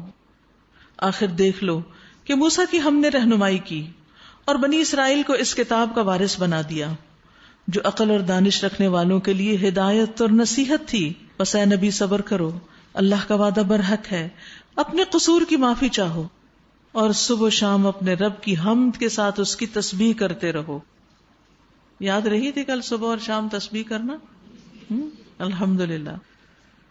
حقیقت یہ ہے کہ جو لوگ کسی سند اور حجت کے بغیر جو ان کے پاس آئی ہو اللہ کی آیات میں جھگڑے کر رہے ہیں، ان کے دلوں میں کبر بھرا ہوا ہے، تکبر ہے، مگر وہ اس بڑائی کو پہنچنے والے نہیں جس کا وہ گھمنڈ کرتے ہیں. بس اللہ کی پناہ مانگ لو، وہ سب کچھ دیکھتا اور سنتا ہے. آسمانوں اور زمین کا پیدا کرنا انسانوں کو پیدا کرنے کی بنسبت یقیناً زیادہ بڑا کام ہے، مگر اکثر لوگ جانتے نہیں.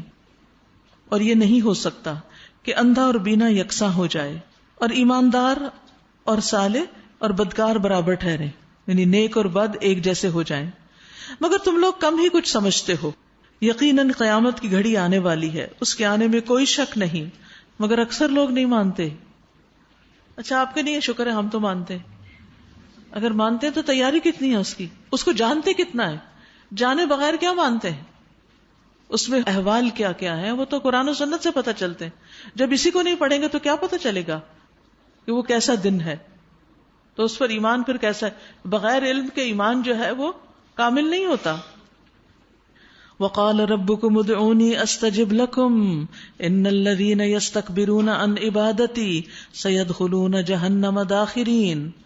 تمہارا رب کہتا ہے مجھے پکارو، میں تمہاری دعائیں قبول کروں گا. کیا رب کی بات جھوٹی ہو سکتی؟ نہیں. تو ہمیں دعائیں کرتے رہنا چاہیے. جو لوگ گھمنڈ میں آ کر میری عبادت سے منہ موڑتے ہیں ضرور وہ ذلیل و خوار ہو کر جہنم میں داخل ہوں گے. اب یہاں عبادت کیا عبادت ہے؟ دعا کی عبادت. یاد رکھیے اللہ تعالیٰ دعا نہ کرنے والے سے ناراض ہوتے ہیں کیونکہ دعا ایک عبادت ہے.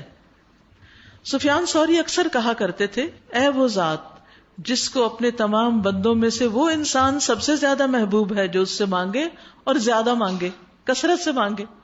یعنی جو جتنا زیادہ مانگتا ہے اتنا اللہ کا پیارا ہے. تو دعاؤں کی کثرت، اور پھر فارملی بھی مانگے اور اٹھتے بیٹھتے بھی مانگے، چھوٹی چھوٹی چیزیں بھی مانگے اللہ سے، اللہ کو اچھا لگتا ہے. اے وہ ذات جس کو اپنے تمام بندوں میں وہ انسان سب سے زیادہ ناپسند ہے جو اس سے نہیں مانگتا. اے رب تیرے سوا کوئی بھی ایسا نہیں جو بے نیاز ہو اور نہ مانگے، یعنی اس کو مانگنے کی ضرورت نہ ہو. یاد رکھیے جب ہمیں کوئی مشکل آتی ہے نا تو جتنی ہم اس مشکل کے حل کے لیے بندوں کے پیچھے بھاگتے ہیں نا اور جتنا وقت لگاتے ہیں ان کو کنونس کرنے کے لیے کہ وہ ہماری مدد کریں، اتنا اگر ہم دعا میں بھی لگا دیں نا تو ہمارا مسئلہ حل ہو جائے. بندوں کے پیچھے ہم زیادہ بھاگتے ہیں، فکر میں زیادہ دیر رہتے ہیں، دعا کم کرتے ہیں. دعا پہ یقین ہی نہیں ہوتا کس سے کچھ ہوگا. ہم سمجھتے ہیں جو لوگ کر دیں گے وہ زیادہ ہے، وہی ہے مسئلے کا حل. تو دعا نہ کرنا اللہ کی ناراضگی مول لینا ہے. رسول اللہ صلی اللہ علیہ وسلم نے فرمایا جو آدمی اللہ سے سوال نہیں کرتا اللہ اس پہ ناراض ہو جاتا ہے. آپ نے فرمایا لوگوں میں سب سے بڑا عاجز وہ ہے جو دعا مانگنے سے عاجز ہے، اس کو دعا کی نہیں توفیق. آپ نے فرمایا دعا فائدہ دیتی ہے. اس کے بارے میں بھی جو کچھ نازل ہو چکا ہے، یعنی جو مصیبت آئی ہے اس کو دور کرنے کے لیے بھی کیا کرنا چاہیے؟ دعا مانگنی چاہیے. اور جو ابھی نہیں آئی اس کے لیے بھی، اس کو رد کرنے کے لیے بھی کہ وہ نہ آئے، اس کے لیے بھی دعا کرنی چاہیے. بس اے اللہ کے بندو تم پر دعا کرنا لازم ہے. اب جب یہ بات ہے نا ضرور قبول کروں گا، تو پھر یا تو اسی صورت میں وہ چیز مل جاتی ہے جو مانگتے ہیں، یا پھر اس سے کوئی بلا ٹل جاتی ہے، کوئی بہتر چیز ہمیں مل جاتی، یا پھر آخرت کے لیے ذخیرہ ہو جاتی. لیکن دعا سنی ضرور جاتی. وہ اللہ ہی تو ہے جس نے تمہارے لیے رات بنائی تاکہ تم اس میں سکون حاصل کر سکو، اور دن کو روشن کیا. حقیقت یہ ہے کہ اللہ لوگوں پر بڑا فضل فرمانے والا ہے، مگر اکثر لوگ شکر ادا نہیں کرتے، یعنی رات کی نیند کا بھی شکر ادا نہیں کرتے. وہی اللہ تمہارا رب ہے، یعنی جو یہ سب کرتا ہے، ہر چیز کا خالق، اس کے سوا کوئی معبود نہیں. پھر تم کدھر سے بہکائے جا رہے ہو؟ اسی طرح وہ سب لوگ بہکائے جاتے رہے ہیں جو اللہ کی آیات کا انکار کرتے تھے. وہ اللہ ہی تو ہے جس نے تمہارے لیے زمین کو جائے قرار بنایا اور اوپر آسمان کا گنبد بنا دیا، جس نے تمہاری صورت بنائی اور بڑی ہی عمدہ بنائی، جس نے تمہیں پاکیزہ چیزوں کا رزق دیا. یاد رکھیے انسان کی تخلیق سب سے خوبصورت ہے. انسان کھڑا ہوتا ہے، اپنے ہاتھ سے کھاتا ہے، ہاتھ سے پکڑتا ہے. باقی مخلوق کوئی چونچ سے پکڑ رہی ہے، کوئی منہ سے دانتوں سے کاٹ رہی ہے، اور اگر وہ ہاتھ استعمال بھی کرے تو ان بیچاروں کے ہاتھ کتنے گندے ہوتے ہیں. وہی اللہ جس کے یہ کام ہے تمہارا رب ہے، بے حساب برکتوں والا. وہ کائنات کا رب ہے، وہی زندہ ہے، اس کے سوا کوئی معبود نہیں. اسی کو تم پکارو اپنے دین کو اس کے لیے خالص کرتے ہوئے. ساری تعریف اللہ رب العالمین کے لیے ہے. اب یہ دوسری بار آیا ہے کہ اللہ کے دین کو اس کے لیے خالص کر کے اس کو پکارو. اے نبی صلی اللہ علیہ وسلم ان سے کہہ دیجئے مجھے تو ان ہستیوں کی عبادت سے منع کر دیا گیا ہے جنہیں تم اللہ کو چھوڑ کر پکارتے ہو. میں یہ کام کیسے کر سکتا ہوں جبکہ میرے پاس میرے رب کی طرف سے بینات آ چکی ہیں. مجھے حکم دیا گیا ہے کہ میں اللہ رب العالمین کے آگے سر تسلیم خم کر دوں. وہی تو ہے جس نے تم کو مٹی سے پیدا کیا، پھر نطفے سے، پھر خون کے لوتھڑے سے، پھر وہ تمہیں بچے کی شکل میں نکالتا ہے، پھر تمہیں بڑا کرتا ہے تاکہ تم اپنی پوری طاقت کو پہنچ جاؤ، اور بڑھاتا ہے تاکہ تم بڑھاپے کو پہنچو، اور تم میں سے کوئی پہلے ہی واپس بلا لیا جاتا ہے بڑھاپے سے پہلے ہی. یہ سب کچھ اس لیے کیا جاتا ہے تاکہ تم اپنے وقت مقرر تک پہنچ جاؤ، اور اس لیے کہ تم حقیقت کو سمجھو. وہی ہے زندگی دینے والا اور وہی موت دینے والا ہے. وہ جس بات کا بھی فیصلہ کرتا ہے بس ایک حکم دیتا ہے کہ ہو جاؤ، اور وہ ہو جاتی ہے. کیا تم نے دیکھا ان لوگوں کو جو اللہ کی آیات میں جھگڑتے ہیں، قرآن پہ بحثیں کرتے ہیں؟ کہاں سے وہ پھرائے جا رہے ہیں؟ جو لوگ اس کتاب کو اور ان ساری کتابوں کو جھٹلاتے ہیں جو ہم نے اپنے رسولوں کے ساتھ بھیجی تھی، ان قریب انہیں معلوم ہو جائے گا جب طوق ان کی گردنوں میں ہوں گے، اور زنجیریں جن سے پکڑ کر وہ کھولتے ہوئے پانی کی طرف کھینچے جائیں گے. استغفر اللہ. پھر دوزخ کی آگ میں جھونک دیے جائیں گے. حسن بن نبی حسن کہتے ہیں کہ زنجیریں جہنمیوں کی گردنوں میں اس لیے نہیں ڈالی گئی، یا یہ طوق اس لیے نہیں ڈالے گئے کہ انہوں نے رب کو عاجز کر دیا، بلکہ اس لیے کہ جب شعلے ان کو اوپر لے جائیں تو زنجیریں ان کو نیچے گرا دیں، اس کے وزن سے نیچے آ جائیں جہنم کی تہہ میں، اور پھر یہاں زنجیروں میں پکڑ کر وہ کھولتے ہوئے پانی کی طرف کھینچے جائیں، یعنی جب پیاس لگے تو اس طرف جائیں. اللہ اکبر. اور پھر آگ میں جھونک دیے جائیں، دوبارہ واپس آگ میں. یاد رکھیے جہنم کی آگ کو لوگوں سے بھی بھڑکایا جائے گا. وقودها الناس والحجارہ، یعنی وہ پتھروں سے بھی بھڑکے گی، سورج چاند بھی اس میں ڈالے جائیں گے، اور پھر انسان جب ڈالے جائیں گے تو ان کی اپنی ہیٹ ہوگی، اور اس طرح عذاب بڑھتا چلا جائے گا. چہروں کو اس طرح جھلس دے گی کہ جبڑے باہر نکل آئیں، شکلیں بد شکل ہو جائیں گی. کھال ادھیڑ دینے والی، نزاعۃ للشوا، کلما خبت زدناہم سعیرا. جب آگ ہلکی ہونے لگے گی اس کو اور بڑھکا دیا جائے گا. یاد رکھیے آگ تو آگ ہے. حدیث میں آتا ہے ایک جہنمی کا سانس 1,00,000 سے زائد لوگوں کو جلا سکتا ہے. صرف سانس، اتنا گرم سانس ہوگا. اللہ بچائے. نبی صلی اللہ علیہ وسلم نے فرمایا اگر اس مسجد میں، مسجد نبی کی بات کریں، 1,00,000 یا زائد افراد بیٹھے ہوں، اس زمانے میں تو نہیں تصور کیا جا سکتا تھا، لیکن آج کے دور میں آپ دیکھیں اتنا کراؤڈ ہو جاتا ہے. اور ان لاکھ لوگوں میں صرف ایک آدمی جہنمی ہو اور وہ سانس لے لے اور اس کی سانس ان سب کو پہنچے تو اس سانس کے اثر سے مسجد لوگوں سمیت جل جائے. اتنی سخت گرمی کی جگہ ہے وہ. اس لیے ہر اس چیز سے بچنے کی ضرورت ہے جو سزا کی طرف لے جانے والی، اور توبہ کرنے کی ضرورت ہے. پھر ان سے پوچھا جائے گا کہ اب کہاں ہیں اللہ کے سوا وہ دوسرے الہ جن کو تم شریک کرتے تھے؟ وہ جواب دیں گے کھوئے گئے وہ ہم سے، ہمیں نہیں پتا کہاں گئے، بلکہ ہم اس سے پہلے کسی چیز کو نہیں پکارتے تھے، اب اپنی غلطیوں کا انکار کر دیں گے. اس طرح اللہ کافروں کا گمراہ ہونا متحقق کر دے گا. ان سے کہا جائے گا یہ تمہارا انجام اس لیے ہوا ہے کہ تم زمین میں غیر حق پر مگن تھے اور پھر اس پر اتراتے تھے. اب جاؤ جہنم کے دروازوں میں داخل ہو جاؤ، ہمیشہ تم کو وہیں رہنا ہے. بہت ہی برا ٹھکانہ ہے متکبروں کا. پس اے نبی صلی اللہ علیہ وسلم صبر کیجئے، اللہ کا وعدہ برحق ہے.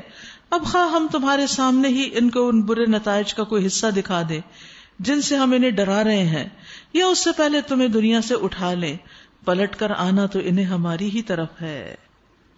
اے نبی صلی اللہ علیہ وسلم تم سے پہلے ہم بہت سے رسول بھیج چکے ہیں، جن میں سے بعض کے حالات ہم نے تم کو بتا دیے ہیں اور بعض کے نہیں بتائے. کسی رسول کی بھی یہ طاقت نہ تھی کہ اللہ کے اذن کے بغیر خود کوئی نشانی لے آتا. پھر جب اللہ کا حکم آ گیا تو حق کے مطابق فیصلہ کر دیا گیا، اور اس وقت غلط کار لوگ خسارے میں پڑ گئے. اللہ ہی نے تمہارے لیے یہ مویشی جانور بنائے تاکہ ان میں سے کسی پر تم سوار ہو اور کسی کا گوشت کھاؤ. ان کے اندر تمہارے لیے اور بھی بہت سے منافع ہیں. وہ اس کام بھی آتے ہیں کہ تمہارے دلوں میں جہاں جانے کی حاجت ہو ان پر تم وہاں پہنچ سکو، یعنی سواری کے کام. ان پر بھی اور کشتیوں پر تم سوار کیے جاتے ہو. اللہ اپنی یہ نشانیاں تمہیں دکھا رہا ہے، آخر تم اس کی کن کن نشانیوں کا انکار کرو گے؟ پھر کیا یہ زمین میں چلے پھرے نہیں کہ انہیں ان لوگوں کا انجام نظر آتا جو ان سے پہلے گزر چکے ہیں؟ وہ ان سے تعداد میں کہیں زیادہ تھے، ان سے بڑھ کر طاقتور تھے، اور زمین میں ان سے زیادہ شاندار آثار چھوڑ گئے ہیں. جو کچھ کمائی انہوں نے کی تھی آخر وہ ان کے کس کام آئی؟ جب ان کے رسول ان کے پاس بینات لے کر آئے تو وہ اسی علم میں مگن رہے جو ان کے اپنے پاس تھا. اللہ اکبر. رسولوں کا پیغام آیا، دین کی تعلیم آئی، لیکن وہ کس علم میں لگے رہے؟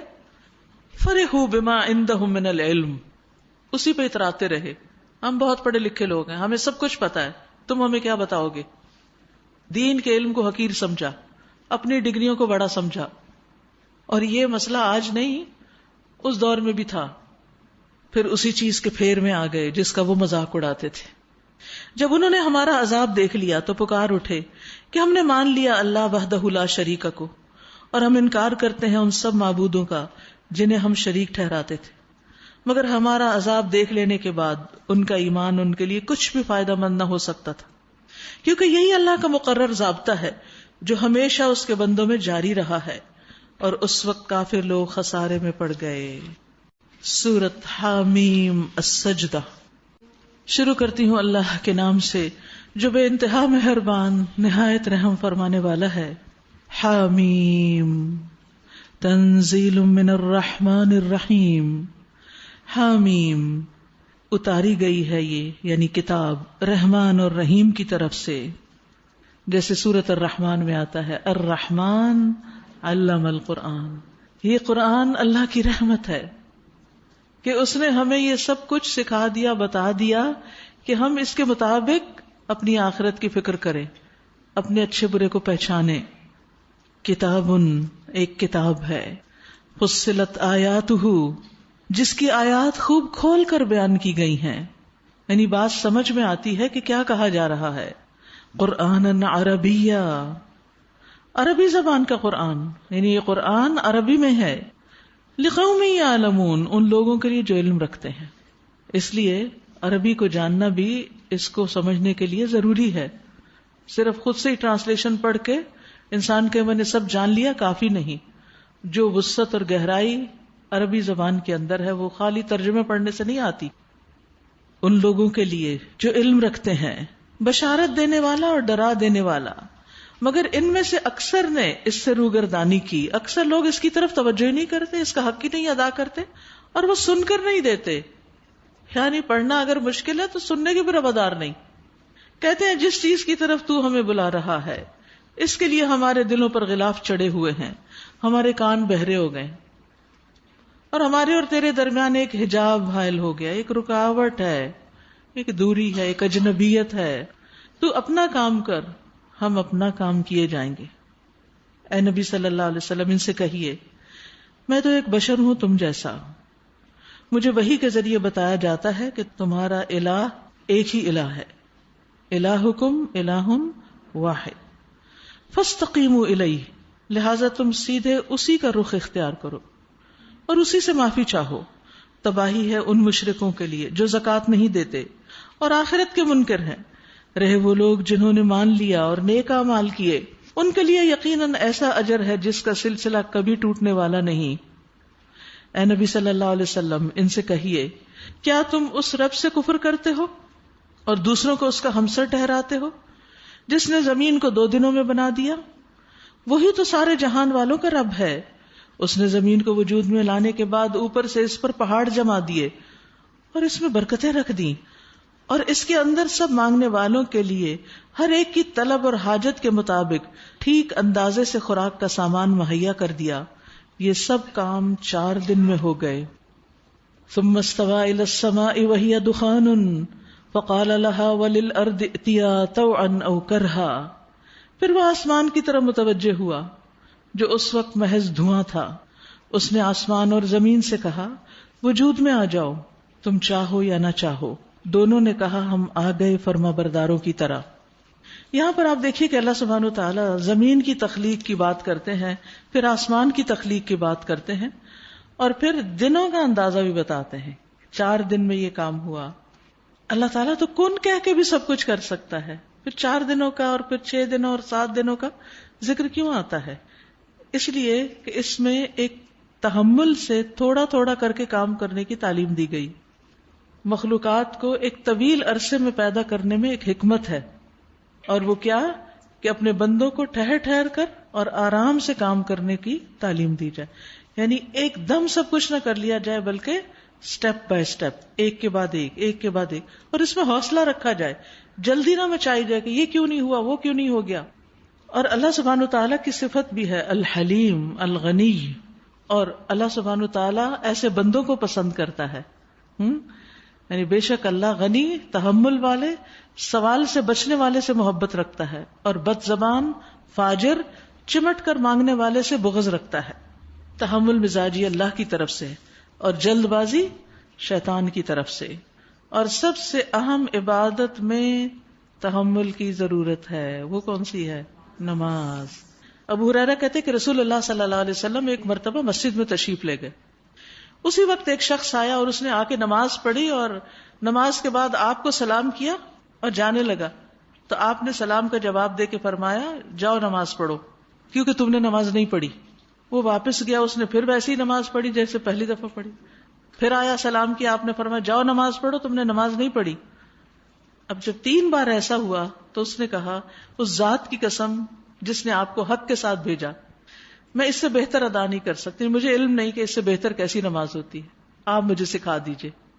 آپ نے فرمایا جب تم نماز کے لیے کھڑے ہو تو تکبیر کہو، اس کے بعد جتنا آسانی سے قرآن پڑھ سکو پڑھو، پھر رکوع کرو یہاں تک کہ رکوع میں اطمینان سے جاؤ، اطمینان. پھر سر اٹھاؤ، سیدھے کھڑے ہو جاؤ اطمینان سے. پھر سجدہ کرو یہاں تک کہ سجدے میں اطمینان سے ہو جاؤ. پھر سر اٹھاؤ یہاں تک کہ 2 سجدوں کے بیچ میں اطمینان سے بیٹھ جاؤ، اور اس طرح اپنی نماز پوری کرو. یاد رکھیے ایک سٹیپ سے دوسرے سٹیپ میں جب ہم آئیں تو وہاں رکنا لازم ہے. وہاں ہلتے ہوئے مت اٹھے کہ آپ سجدے میں گئے اور وہیں سے ہلتے ہوئے اٹھے اور ابھی بیٹھے ہی نہیں تھے دوبارہ سجدے میں چلے گئے. ایسی نماز نہیں ہوتی. ٹھہر ٹھہر کے سکون سے نماز. اسی طرح قرآن، رتل القرآن ترتیلا. تو عام روزمرہ زندگی میں بھی تحمل، لیکن اس کی پریکٹس نماز کے ذریعے. جو نماز میں اپنی جلد بازی پہ قابو پا لے گا نا، وہ باقی چیزوں میں بھی پا لے گا، کیونکہ دن میں 5 دفعہ اس کی پریکٹس ہوتی ہے، ٹریننگ. فَقَضَاهُنَّ 7 سَمَاوَاتٍ فِي يَوْمَيْنِ. تب اس نے 2 دن کے اندر 7 آسمان بنا دیے، اور ہر آسمان میں اس کا قانون وہی کر دیا. ہر آسمان کو پتا ہے اس نے کیا کرنا ہے، اس کا کیا کیا کام ہے. اور آسمان دنیا کو ہم نے چراغوں سے آراستہ کیا، اور اسے خوب محفوظ کر دیا. یہ سب کچھ ایک زبردست علیم ہستی کا منصوبہ ہے. اب اگر یہ منہ موڑتے ہیں تو ان سے کہہ دیجئے کہ میں تم کو اسی طرح کے ایک اچانک ٹوٹ پڑنے والے عذاب سے ڈراتا ہوں جیسا عاد اور سمود پہ نازل ہوا تھا، جب اللہ کے رسول ان کے پاس آگے اور پیچھے ہر طرف سے آئے اور انہیں سمجھایا کہ اللہ کے سوا کسی کی بندگی نہ کرو، تو انہوں نے کہا ہمارا رب چاہتا تو فرشتے بھیجتا، لہٰذا ہم اس بات کو نہیں مانتے جس کے لیے تم بھیجے گئے ہو. عاد کا حال یہ تھا کہ وہ زمین میں کسی حق کے بغیر بڑے بن بیٹھے اور کہنے لگے کون ہے ہم سے زیادہ زور آور. ان کو یہ نہ سوچا کہ جس اللہ نے ان کو پیدا کیا وہ ان سے زیادہ زور آور ہے. وہ ہماری آیات کا انکار ہی کرتے رہے. آخر کار ہم نے چند منحوس دنوں میں سخت طوفانی ہوا ان پر بھیج دی تاکہ انہیں دنیا کی زندگی میں ذلت اور رسوائی کے عذاب کا مزہ چکھا دیں، اور آخرت کا عذاب تو اس سے بھی زیادہ رسوا کن ہے، وہاں کوئی ان کی مدد کرنے والا نہ ہوگا. رہے سمود تو ان کے سامنے ہم نے سیدھی راہ پیش کی، مگر انہوں نے راستہ دیکھنے کی بجائے اندھا بن کے رہنا پسند کیا. فَهَدَيْنَاهُمْ فَاسْتَحَبُّوا الْعَمَىٰ عَلَى الْهُدَىٰ. آخر ان کے کرتوتوں کی بدولت ذلت کا عذاب ان پہ ٹوٹ پڑا، اور ہم نے ان لوگوں کو بچا لیا جو ایمان لائے تھے اور گمراہی اور بدعملی سے پرہیز کرتے تھے. اور ذرا اس وقت کا خیال کرو جب اللہ کے یہ دشمن دوزخ کی طرف جانے کے لیے گھیر لائے جائیں گے، ان کے اگلوں کو پچھلوں کے آنے تک روک رکھا جائے گا. پھر جب سب وہاں پہنچ جائیں گے تو ان کے کان اور ان کی آنکھیں اور ان کے جسم کی کھالیں ان پہ گواہی دیں گی کہ وہ دنیا میں کیا کچھ کرتے رہے. کیونکہ 3 اعضاء جن کا یہاں ذکر ہے اکثر گناہ ان تینوں سے ہی ہوتے ہیں. کون کون سے؟ کان، آنکھیں اور اسکن. اسکن میں سب پھر آ جاتا ہے نا، اس کے اندر آ جاتی ہے. قیامت کے دن یہی بول بول کے بتائیں گے کہ ہم نے کیا کیا غلط کیا. وہ اپنے جسم کی کھالوں سے کہیں گے تم نے ہمارے خلاف کیوں گواہی دی؟ وہ جواب دیں گی ہمیں اسی رب نے گویائی دی جس نے ہر چیز کو بولنا سکھایا. انطقنا اللہ الذی انطق کل شیء. اسی نے تم کو پہلی مرتبہ پیدا کیا تھا اور اب اسی کی طرف تم واپس لائے جا رہے ہو. تم دنیا میں جرائم کرتے وقت جب چھپتے تھے تو تمہیں یہ خیال نہ تھا کہ کبھی تمہارے اپنے کان اور تمہاری آنکھیں اور تمہارے جسم کی کھالیں تم پر گواہی دیں گی، بلکہ تم نے تو یہ سمجھا تھا کہ تمہارے بہت سے اعمال کی اللہ کو بھی خبر نہیں، یعنی اس وجہ سے تم غلط کام کرتے رہے. ذالکم ظنکم الذی ظننتم بربکم ارداکم فاصبحتم من الخاسرین. تمہارا یہی گمان جو تم نے اپنے رب کے ساتھ کیا تھا کہ اس کو کیا پتا کہ ہم کیا کر رہے ہیں، تمہیں لے ڈوبا اور اسی کی بدولت تم خسارے میں پڑ گئے. یاد رکھیے اچھے عمل کے لیے اچھا گمان بھی ضروری ہے. جب اچھا کام کریں تو سوچیں اللہ دیکھ رہا ہے، اللہ کو سب پتا ہے. کیونکہ بعض اوقات انسان صرف گمان کرتا ہے، کام نہیں کرتا، اور بعض اوقات صرف کام کرتا ہے اور نیت نہیں رکھتا. دونوں ہی چیزیں ضروری ہیں. اس حالت میں وہ صبر کریں یا نہ کریں، آگ ہی ان کا ٹھکانہ ہوگی، اور اگر رجوع کا موقع چاہیں گے تو انہیں کوئی موقع نہ دیا جائے گا، واپس نہیں آنے دیا جائے گا. ہم نے ان پر ایسے ساتھی مسلط کر دیے وَقَيَّضْنَا لَهُمْ قُرَنَاءَ فَزَيَّنُوا لَهُمْ مَا بَيْنَ أَيْدِيهِمْ وَمَا خَلْفَهُمْ. یہ ساتھی اور یہ دوست کیسے تھے؟ جو انہیں آگے اور پیچھے ہر چیز خوشنما بنا کے دکھاتے تھے، ان کے غلط کام ان کو خوبصورت بنا کے دکھاتے. آخر کار ان پر بھی وہی فیصلہ عذاب چشمہ ہو کر رہا جو ان سے پہلے گزرے ہوئے جنوں اور انسانوں کے گروہوں پر چشمہ ہو چکا تھا. یقیناً وہ خسارے میں رہ جانے والے تھے. یہاں جن ساتھیوں کی طرف اشارہ ہے وہ دراصل شیاطین ہیں، جنوں اور انسانوں دونوں سے. ہم میں سے ہر ایک کے ساتھ ایک جن شیطان لگا ہوا ہے، یعنی ہر ایک کے ساتھ ہے. رسول اللہ صلی اللہ علیہ وسلم نے ہمیں اس کی خبر دی، صحیح مسلم کی روایت ہے. جب نبی صلی اللہ علیہ وسلم نے یہ بتایا تو حضرت عائشہ نے پوچھا کہ کیا آپ کے ساتھ بھی ہے؟ آپ نے فرمایا ہاں، لیکن میرے رب نے اس پر میری مدد کی ہے اور وہ مسلمان ہو گیا ہے. آخر کار ان پر بھی وہی فیصلے عذاب چشمہ ہو کر رہا جو ان سے پہلے گزرے ہوئے جنوں اور انسانوں کے گروہوں پر چشمہ ہو چکا تھا. یقیناً وہ خسارے میں رہ جانے والے تھے. وقال الذين كفروا لا تسمعوا لهذا القرآن والغوا فيه لعلكم تغلبون. یہ منکرین حق کہتے ہیں اس قرآن کو ہرگز نہ سنو. یہ کس کا کام تھا؟ جو حق کو نہیں مانتے تھے اور افسوس یہ کہ آج کئی مسلمانوں کو قرآن سننے سے روکتے ہیں، اور جب یہ سنایا جائے اس میں خلل ڈالو، شاید کہ اس طرح تم غالب آ جاؤ. یہ ان کی سازش تھی. اول تو کسی کو سننے نہ دو، اور اگر کچھ لوگ سننے گئے تو ڈسٹربنس کریٹ کرو. کیوں؟ تاکہ کچھ اثر نہ لیں. یاد رکھیے قرآن سنتے وقت شور کرنے کی مذمت بیان کی گئی ہے یہاں کہ والغوا فی، اس وقت تم شور مچاؤ وہاں. ابن عباس نے کہا اس سے مراد ہے قرآن پڑھتے وقت شور شرابہ کرنا، باتیں کرنا. وہ لوگ کیا کرتے تھے جب قرآن پڑھا جا رہا ہوتا تھا تو باہر تالیاں، سیٹیاں اور ہنگامہ برپا کر دیتے تھے تاکہ اندر جو ہیں ان کو سنائی کچھ نہ دے. ضحاک کہتے ہیں اس کا معنی ہے کہ جب قرآن پڑھا جا رہا ہو تو دوسرے لوگ کثرت سے باتیں کریں تاکہ جو کچھ وہ پڑھ رہے ہیں ان پہ خلط ملط ہو جائے. تو یاد رکھیے قرآن سننے کے بھی کچھ آداب ہیں، اور یہ صرف اس مجلس میں نہیں، گھر میں بھی جب قرآن لگا ہوا اور جب یہ رقیہ لگا ہوا ہوتا ہے، جب صبح کے وقت آپ کو قرآن کی تلاوت سنائی جاتی ہے، رقیہ سنایا جاتا ہے شفا کے لیے، آپ ہی کے فائدے کے لیے، کیونکہ کہاں ہمیں وقت ہوتا ہے کہ ہم کہیں جا کے بیٹھ کے آرام سے سکون سے تلاوت سنیں اس کی. یہ کئی بیماریوں کا علاج ہے. قرآن شفا ہے، اور خاص طور پر یہ آیات جن کی سلیکشن کر کے سنایا جاتا ہے آپ کو. تو اس میں آتی ہوں تو الحمدللہ کچھ لوگ تو بہت سکون سے سن رہے ہوتے ہیں، توجہ سے. کچھ لوگ باتیں کرنے سے باز ہی نہیں آتے، ان کو سمجھ ہی نہیں آتی کہ قرآن پڑھا جا رہا ہے. یاد رکھیے قرآن پڑھنا اس بات کی دعوت دیتا ہے کہ ہم اس کا ادب بھی کریں، اس کا احترام کریں، اور جہاں تلاوت لگی بھی ہو وَإِذَا قُرِئَ الْقُرْآنُ فَاسْتَمِعُوا لَهُ وَأَنصِتُوا لَعَلَّكُمْ تُرْحَمُونَ. جب قرآن پڑھا جائے تو اسے کان لگا کے سنو اور چپ رہو تاکہ تم پہ رحم کیا جائے. جب نبی صلی اللہ علیہ وسلم پر وحی نازل ہوتی تھی آپ کی آنکھیں کھلی رہتی تھی، آپ کے کان اور آپ کا دل اللہ کی طرف سے آنے والی چیز کے لیے فارغ ہو جاتا تھا. اس لیے یہ جائز نہیں کہ کسی کے پاس قرآن پڑھا جا رہا ہو تو وہ بے خبر ہو، کچھ اور کام کر رہا ہو اور توجہ سے نہ سنے. اب ہمارے یہاں عام طور پر بڑا رواج ہو کہ گھروں میں آڈیو لگا دیتے ہیں، قرآن کی تلاوت پلے کر دیتے ہیں اور گھر کے کام کاج کرتے ہیں. اگر تو خاموشی سے کر رہے ہیں تو ویل اینڈ گڈ، لیکن اگر آپ کھانے کی ٹیبل پہ بیٹھ کے باتیں کیے جا رہے ہیں اور قرآن بھی تلاوت ہو رہی ہے تو یہ قرآن کی بے ادبی ہے، ناقدری ہے.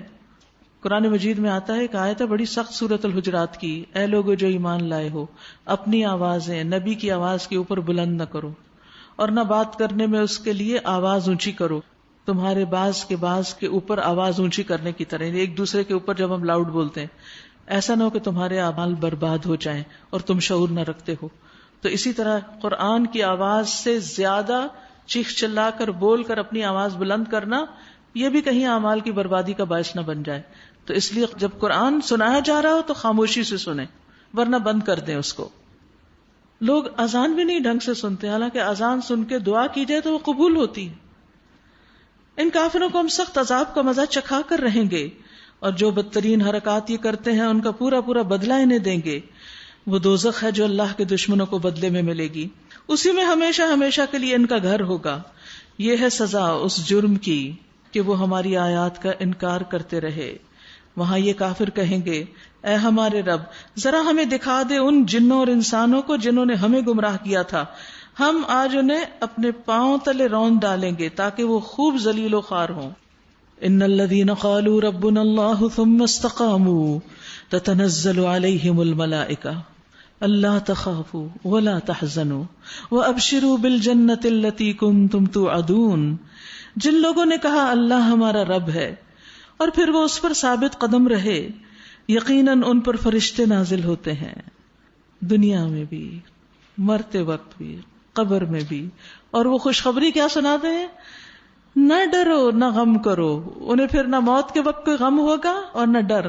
خوش ہو جاؤ اس جنت کی بشارت سے جس کا تم سے وعدہ کیا گیا. ہم اس دنیا کی زندگی میں بھی تمہارے ساتھی ہیں اور آخرت میں بھی تمہارے دوست، اچھے ساتھی. وہاں جو کچھ تم چاہو گے تمہیں ملے گا، اور ہر چیز جس کی تم تمنا کرو گے وہ تمہاری ہوگی. اللہ اکبر. یہ ہے سامان ضیافت اس ہستی کی طرف سے جو غفور الرحیم ہے. یہ رب پر ایمان لا کر استقامت اختیار کرنے کی جزا ہے. وَمَنْ أَحْسَنُ قَوْلًا مِّمَّنْ دَعَا إِلَى اللَّهِ وَعَمِلَ صَالِحًا اور اس شخص کی بات سے اچھی بات اور کس کی ہوگی جس نے اللہ کی طرف بلایا اور نیک عمل کیا اور کہا میں مسلمان ہوں. تو بہترین بات کون سی بات ہے؟ جس کے ذریعے لوگوں کو اللہ سے جوڑا جائے، اللہ کی طرف بلایا جائے. کیونکہ ایک بندہ بھی آپ کے ذریعے ہدایت پا جائے تو 100 سرخ قیمتی اونٹوں سے بھی زیادہ نفع کا سودا ہے. لیکن شرط یہ ہے کہ لوگوں کو ہی نہیں بلاتے رہیں، دعویٰ ہی نہیں کرتے رہیں، خود بھی عمل کریں اور پھر اپنے مسلمان ہونے پر فخر کریں. اور اے نبی صلی اللہ علیہ وسلم، نیکی اور بدی یکساں نہیں ہیں. تم بدی کو اس نیکی سے دور کرو جو بہترین ہو. یعنی کوئی برا کر رہا ہے، تمہارے ساتھ جہالت برت رہا ہے، تم اچھا کرو. تم دیکھو گے کہ تمہارے ساتھ جس کی عداوت پڑی ہوئی تھی وہ جگری دوست بن گیا ہے. یعنی دشمن بھی دوست بن جائیں گے. تو یاد رکھیے جو لوگ مل کے دین کا کام کرتے ہیں ان کو تو اس سے بھی زیادہ محبت کرنی چاہیے آپس میں. یہ صفت نصیب نہیں ہوتی مگر ان کو جو صبر کرتے ہیں. اگر ہم اپنوں کو بھی اپنا نہ بنا سکے، آپس ہی کی محبتیں نہیں، تو اس کا مطلب ہے ہمیں صبر نہیں، صبر کی کمی ہے. اور یہ مقام حاصل نہیں ہوتا مگر ان لوگوں کو جو بڑے نصیب والے ہیں، بڑے خوش قسمت ہیں، جو اس موقع پر صبر کر جائیں. اور اگر تم شیطان کی طرف سے کوئی اکساہٹ محسوس کرو تو اللہ کی پناہ مانگ لو، وہ سب کچھ سنتا اور جانتا ہے.